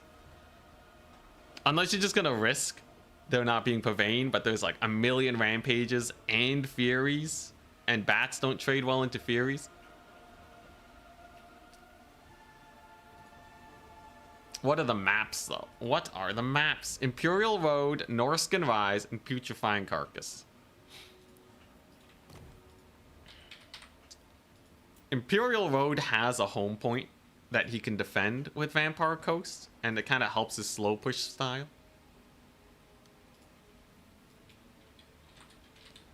Putrefying Carcass has aquatics though. Crap. What am I supposed to do about that then? He has aquatics. I can't possibly give him aquatics, right? I can't possibly. Like, the map is jankier for range units, yes. But if I give him aquatics, the strongest mechanic in the game,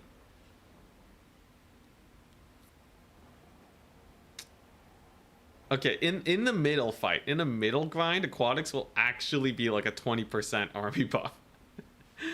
For like everything. Like, I just can't give him that, right? He said he banned Haunted Vale.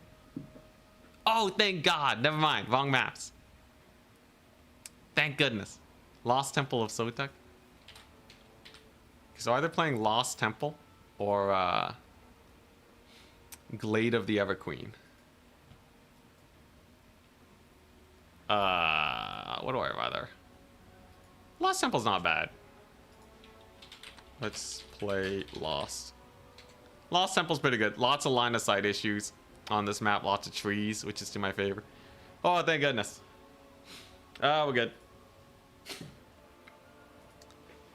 Okay, we're fine. We're fine. Moringulls do have Strider, right? So they're also not too perturbed by the trees. But most of the Vampire Coast units do not like trees. He will have a lot of choke points. But yeah, this ain't too bad.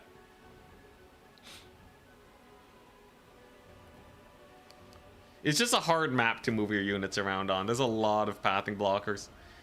He can use them as like terrain pieces to defend his stuff, but like, I don't know, man. I think it's pretty janky, and there's a lot of flanking routes. And he can only bring 4 Moringulls. That's the most important part. Just the 4. As long as pistol mobs don't shoot my lord to death, we're fine. We're fine. If you guys want to see the current match being played right now in the top 8, here's a link to Turin's stream. Here's a link. Turin's streaming. He's also streaming on Twitch. It's Plague Penguin versus Kislev. Double Frostworm action. The match is still young. Both players still have 1 million supplies in the bank. Surprising. But if you want to see what I'm talking about, you gotta open it up yourself. Give Turin the views. Yeah, we're gonna die though. I'm so screwed. Okay, no, we're fine. We're fine. In theory, Slaanesh is amazing versus Coast. Having ITP army wide is just so good versus undead factions. What could he possibly bring? I don't know, man. There might be some craziness he fields. I'm sweating. And then I have to fight Charix. If Charix wins, what's Charix's Okay, he's fighting vampire counts. Sick. Surely Ulrich Wall can beat Charix's Wood Elves as vampire counts. It's only like one of the worst matchups in the game. Karafdir, what's up?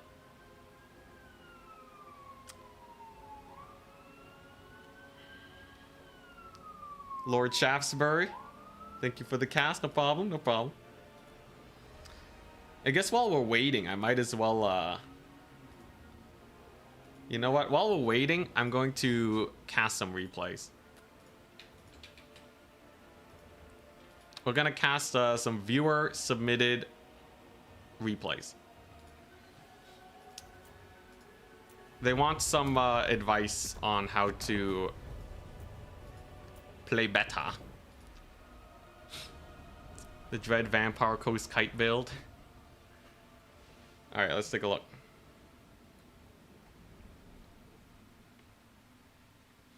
So this was played on ladder, you can tell because of the map.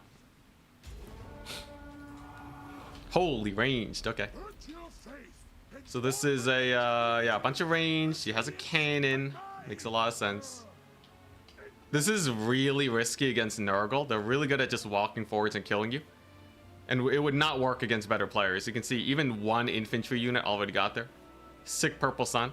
Okay, yeah, so if you want, first things first, if you want to stop this from happening, you need blasting charges. I think this is Nougat Knight. But yeah, overall though, good control, making sure that they're shooting. Got good crossfire going on, right? But you can see those Pestigores are just being a menace. A small thing you can do too is just turn these guys to shoot away from the infantry that they're fighting. But I believe this is just going to be an absolute massacre, right? There's just nothing. Nurgle just walked forwards. You want more blasting charges. You want, if you're playing in multiplayer for the first time, or I don't know, someone sent this. Their name is unknown on Discord. So I don't know if that's you or not, but somebody sent this.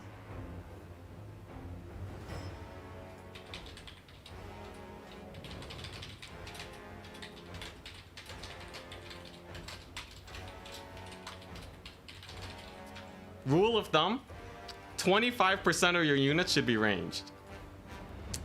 That's the rule of thumb. Only the maximum is 25%. You go any higher and it gets super bad. You run the risk of getting super duper run over. If Nurgle loses this, I'd be very surprised, but it seems like Nurgle has overwhelmed the Dowie. We'll see if it... He's pretty dead though, right? There's no way this replay goes longer than this, right? Yeah, okay, yeah, he's dead. You have been bested. Oh, okay, it wasn't Nougat Knight. Oh, no, no, you know, my bad. You have the same name color. Yeah, it is unknown. Yeah, so we're covering unknowns games. This one, similar issue, right? Too many ranged. The match between the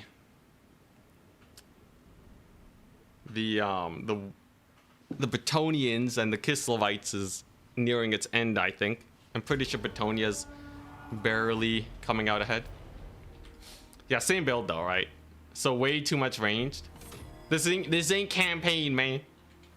You gotta ditch everything you know about campaign, because this only works when your army is way larger than the opponent's. When your army is the same size, ranged units get overwhelmed so easily, right? Your opponent also took too much range, but he has a little bit of infantry, and that's buying them so much value, right? Look at that. These Rattling Gunners, 350, 450 almost.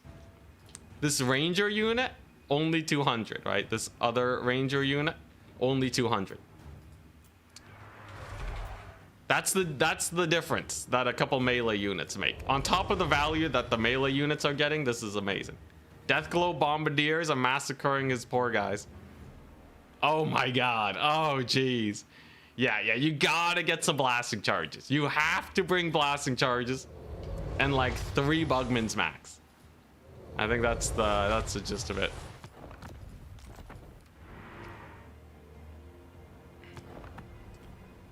Yeah, and then I think this one is probably the same. Oh, okay, this one he did go for melee. Okay, let's see this. In this case, great swords, Empire great swords are pretty good at trading into infantry. I think does he not have any blasting charges here? This guy doesn't run blasting charges. He hasn't unlocked the secret sauce. Yo, blasting charges are always the way, man, and miners. Against Empire, that's totally what you want to do. Oh, and he went into Pistolier Kite. Oh my gosh.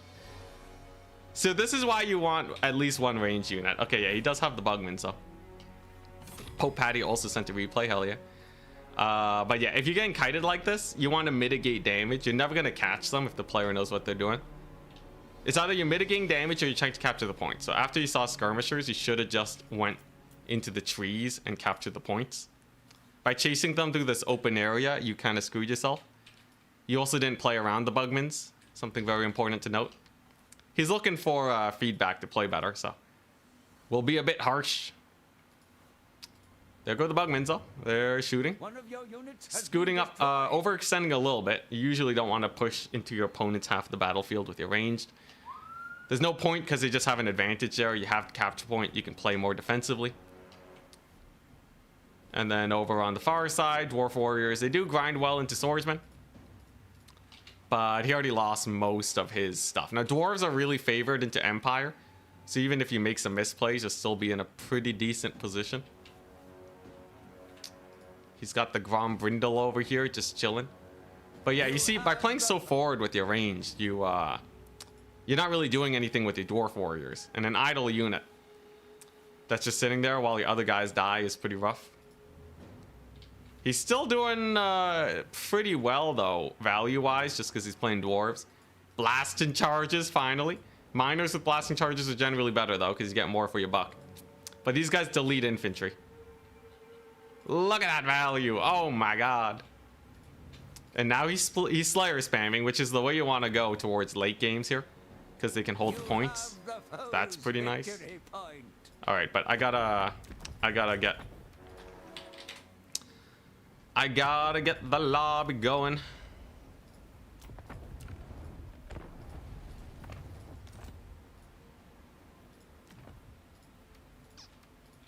All right. Let's get Turin. Let's get Maximilian in here. It's time to play Slaanesh. Slaanesh versus Vampire Counts on Lost Temple of Sotek. I mean, Vampire Coast. They're gonna have a lot of dudes. But I think I have the tools here. I'll do pretty well. Just don't die to Moringulls. I think Moringulls are the biggest threats. How many will he have though? They cost 1,000 a pop, so his army size will be a lot smaller if he's fielding them. Something to keep in mind. We ready and up. Here we go. Are you a fan of New Girl? No idea what that is. Oh no, you're talking to Nugget Knight. My bad. All that. If we lose here, stream ends and I raid Turin. If we win, we move on and face possibly Charix, a terrifying Wood Elf player, which I think is the worst Slaanesh matchup. I find it funny that you're hiding army composition when you're playing as Slaanesh. Yeah, it's not really needed. But you know, you might as well. So this is very different from how I usually play, but I think it's the way to go against Vampire Coast. Because I'll usually spam a lot of infantry. He has not taken a lot of infantry. So already the mind games are getting to us, which means it is time that we quake in our booties. Ready, good luck, have fun. 9 units. I bought a Zazel with Pavane. He bought a Leviathan, the Lamprey's Revenge, some Crabos. Okay.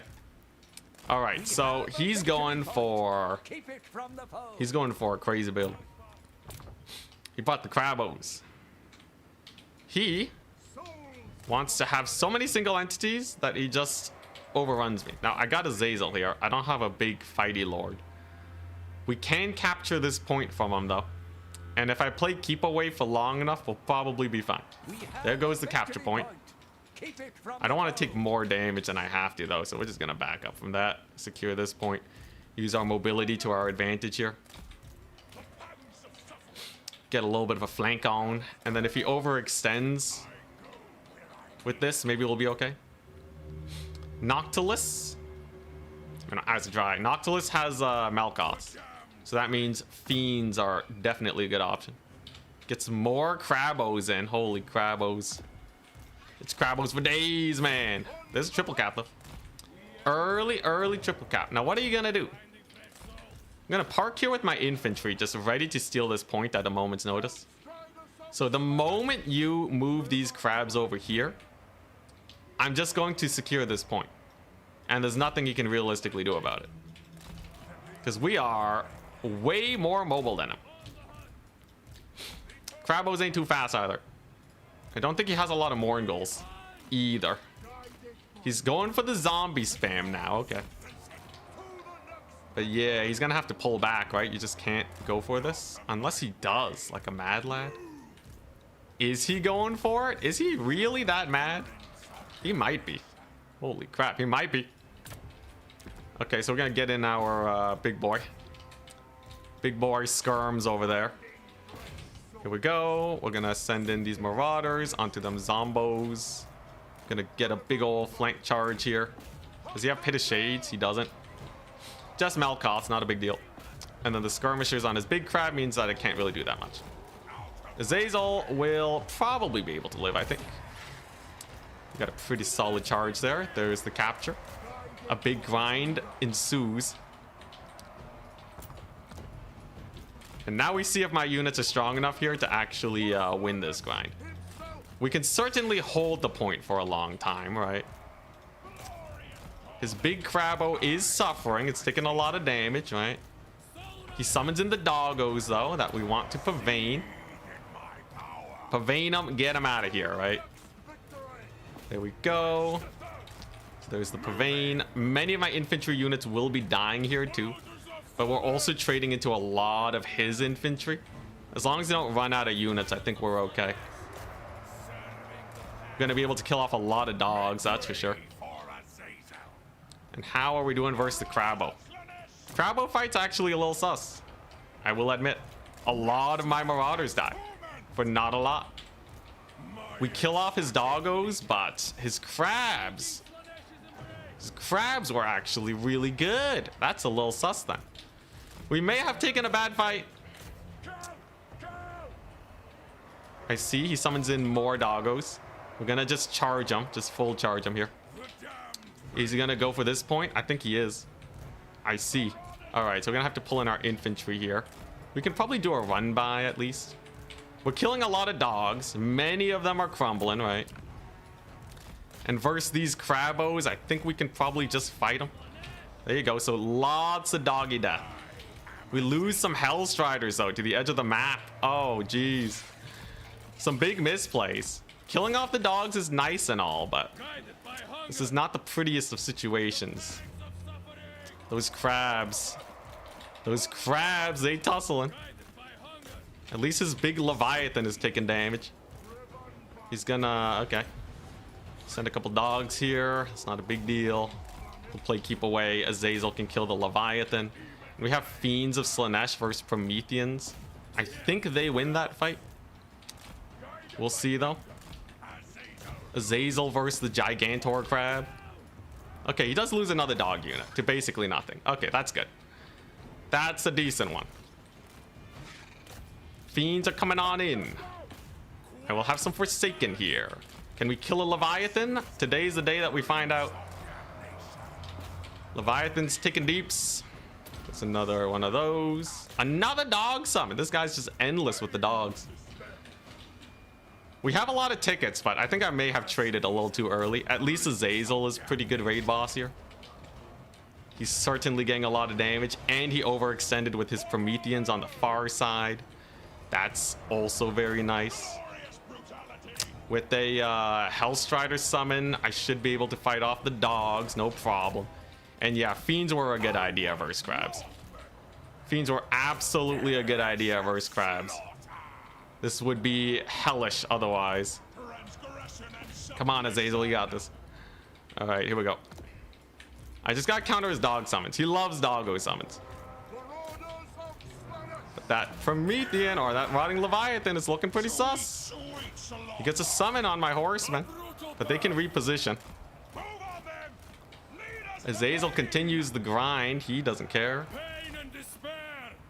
Okay, here we go. I can net these dogs down too. This is the Slaanesh backbreaker, right?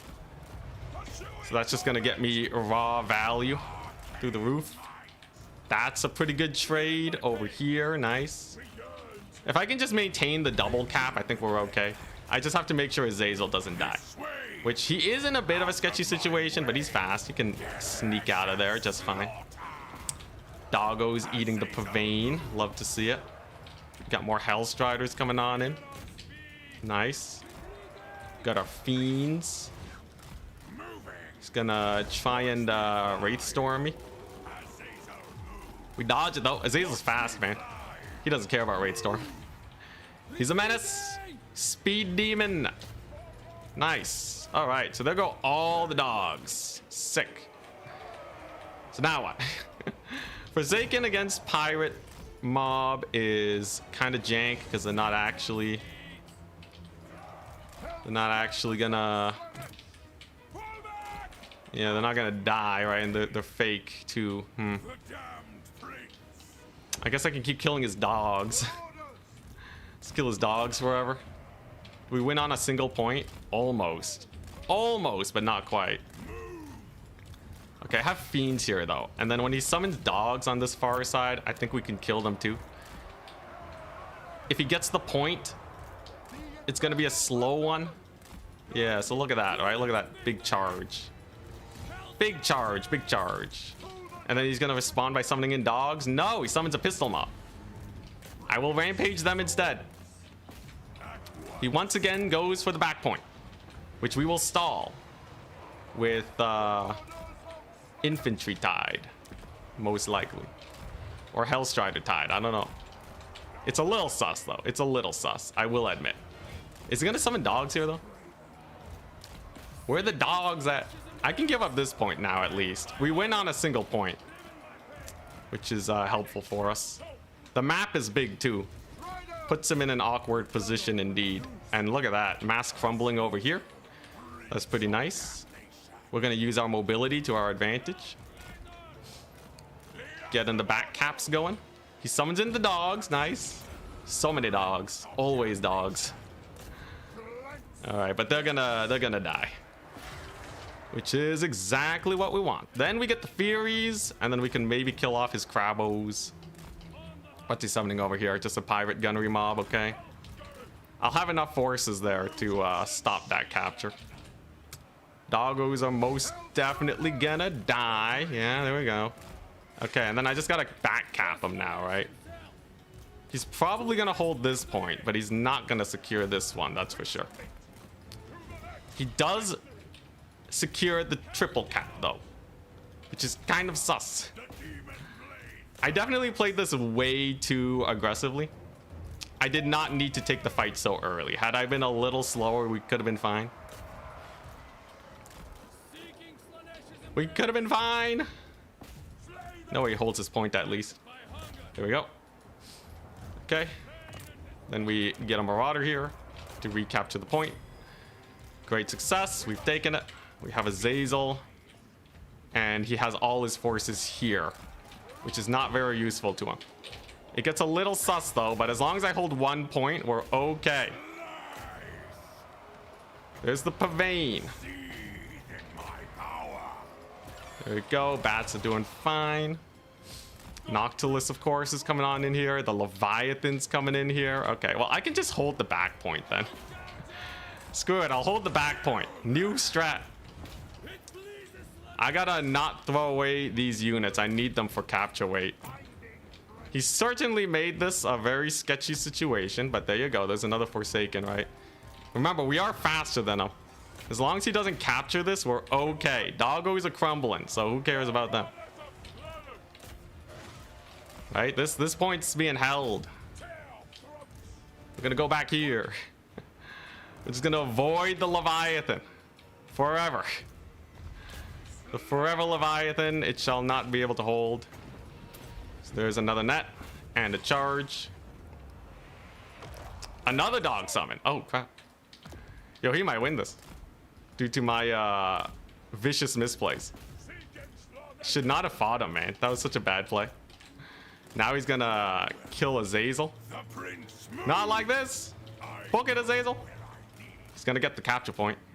He's swarming my my fiends with dogs. Okay, but I am on the point now at least, and we have a lot of boys. He has 1 pistol mob. That's not a big deal. We'll be okay. I will need a chariot though, but we're gonna get on the point and we're gonna capture it, hopefully. And then hopefully these value trades against all the dog spam hard carries us, I guess. I kind of threw this one though. We misplayed hard. Lost a unit over there. Forsaken at least will be able to get in, and the chariot can absolutely cook up most of these fools. Most of his guys are way downtown over here, so that's not a big issue. Does he win on a double cap now though? He might. That would be the worst if he wins on a double cap. Certainly the worst. Summons another. How much value does he have left? This guy has infinite value apparently. Okay, I gotta capture this point then, and then we gotta capture this one. Oh crap, bro, I think we lost. Do I have Marauders at least? I have like no Marauders, bro. Okay, at least the Forsaken are clutching it right now, but he does have Big Crabo here. I don't like that. I don't like that in the slightest. Oh crap, Big Crabo's in. Bro, I might have thrown so hard. Do they have capture weight? Do they have capture weight? They might. It's gonna be close. The chariots are not cooking. They're absolutely not cooking. He's just chilling on the flanks. Azazel gets in though. Let's see here. Yeah, I need to capture this point. Crap, I took a way too aggressive fight, man. I took a way too aggressive fight, and he knew that we were gonna bring in all these boys. Crap. Okay, can I still pull it through though?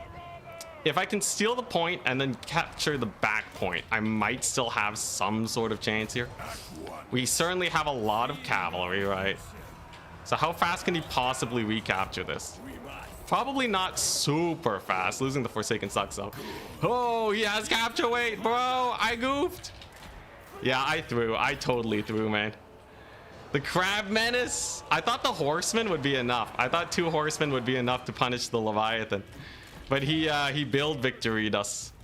I tried playing it way too safe. GG, well played. Oh my gosh. Bro. GG, well played. At Maximillionaire. Yeah, I goofed up.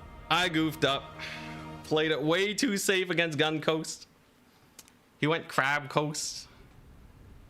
And that's gonna be it. I was still a little too aggressive. Did I have a save build? Vampire Coast versus or I mean Slaanesh. Did I have a Slaanesh build here? I don't have a lot of Slaanesh build saved. Yeah, just first vampire count. Yeah, I was way too aggressive here. If I just played my normal Slaanesh, we would have been fine. Nakari could have dumpstered there, man. Dude, we threw super hard. It happens though.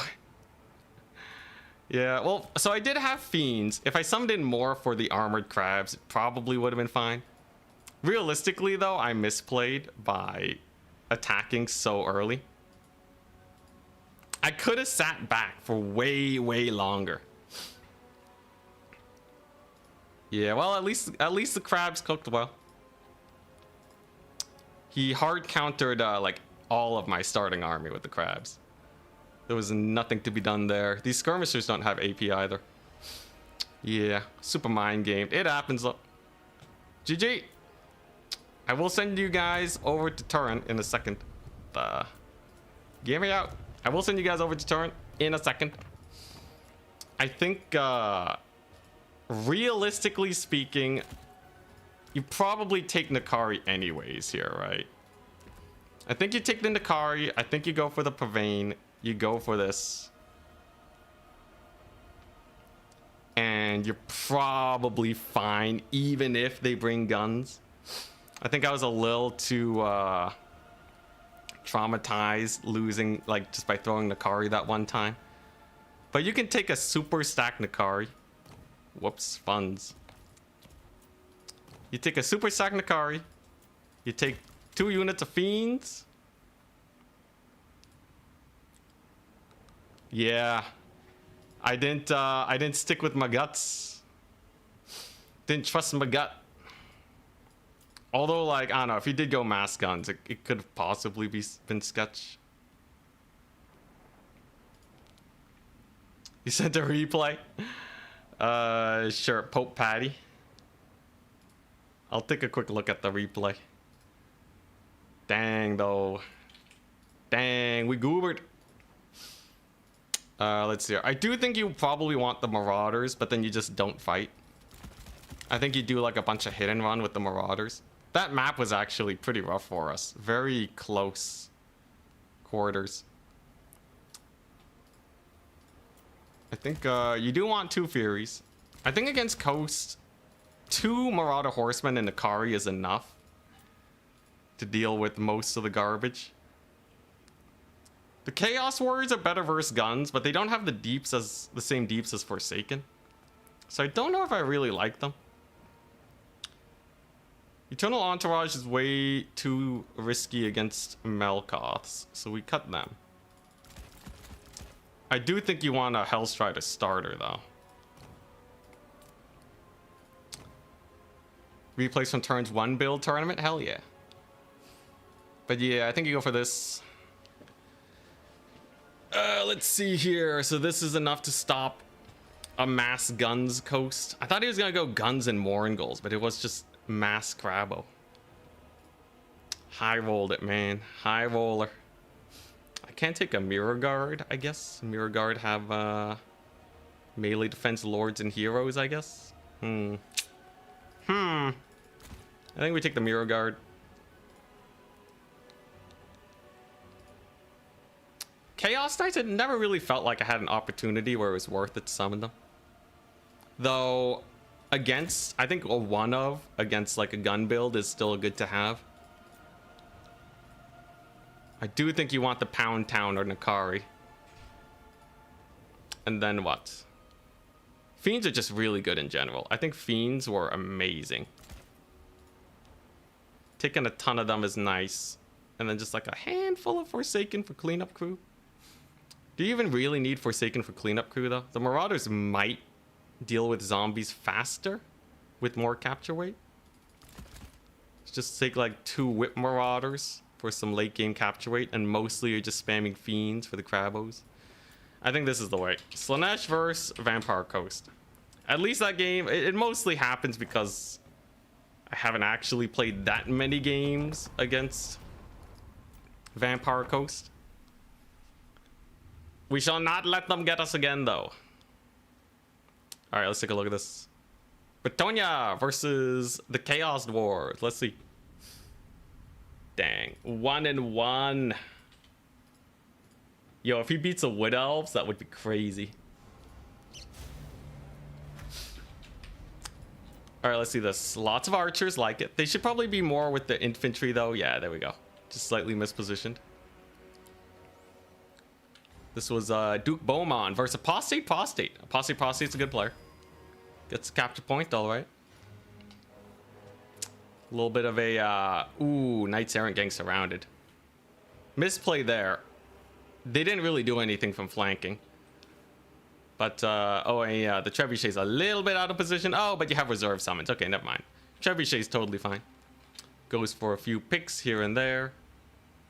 I do think you're a little bit too aggressive with these Knights Errant. Cycle charging is okay, but getting countercharged by the cavalry is generally a rough time.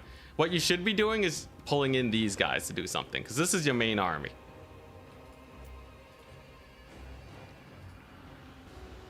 Overall, though, not too many crazy losses right now. Knowing that bombers can crush marauders so hard. It's not, Vampire Coast bombers are actually not the worst. I just was way too aggressive trying to get the triple cap. Way too aggressive. I thought Azazel would be able to kill the big Crabbo. Okay, so now we have a bit of a fight. Train goes through. This is why you shouldn't have traded out the Knights Errant, by the way. Train is now having free reign over all your archers. Oh my goodness. The massacre. Skirmishers. Hobgoblins actually got behind the trebuchets too. And yeah, there's just too much cavalry fighting, right? What are these guys doing, man? Too much cavalry flanking. They should be supporting your main army. Bretonnia does really well when their units are supporting each other, as opposed to going solo. They also have buffs that specifically help them out. Peasants get buffed when a knight is nearby. Burning Head drops, routing off his front line. But yeah, this is looking pretty bad. Alberic also takes a massive hit from the Iron Demon too. But can you still pull it back? Oh, maybe a Lord Snipe, okay. Maybe a little bit of a Lord Snipe. Love to see it, love to see it. We got some Knights of the Realm here, cleaning up the rest of these laborers. But you have to start capturing points if you're to win. A close match indeed. But I think the Chaos Dwarves are going to be able to win it unless you get some massive trades. Kadai gets summoned though, which is going to be really rough. Alberic gets routed off the battlefield. Unfortunate. And yeah, Chaos Dwarves do manage to win. I think had you just kept your knights with your peasants though, you would have been fine. Otherwise, positioning was fine. Alberic was kept alive till the end game, and he still stabilizes too. Very nice to see that your lord lives. What's good picking a cavalry faction if you can't ride off into the sunset in pursuit of evildoers? Absolutely, but you know, literally happened in history. Pulling off a French move against the English. Except in this case, the English are a bunch of Chaos Dwarves. But anyways, GG, well played. I'm not going to cast another game. We're just going to go ahead and send you guys off to Turin's. Hope you guys had a fun day. I'm a little bit sad that we got knocked out so early, but it happens. Once we get that consistency going, we'll be goodies. But for now, I bid you adieu. I will see you Monday for probably some campaign action. Actually, no, I already did some campaign. I need to edit it. So while I edit it, maybe I do tournaments. Sure, why not? Why not? Peace out. Have a wonderful day. There's your raid to Turin stream. I already gave him the YouTube. I already gave the YouTube link, so here's the Twitch link. And peace. Oh yeah, and of course, thank you to our supporters. We actually got a lot of support today. I appreciate all the donations. Hopefully we can contemplate Thunder Barges. Win with the Thunder Barge. Lose with the Thunder Barge. It'll be great.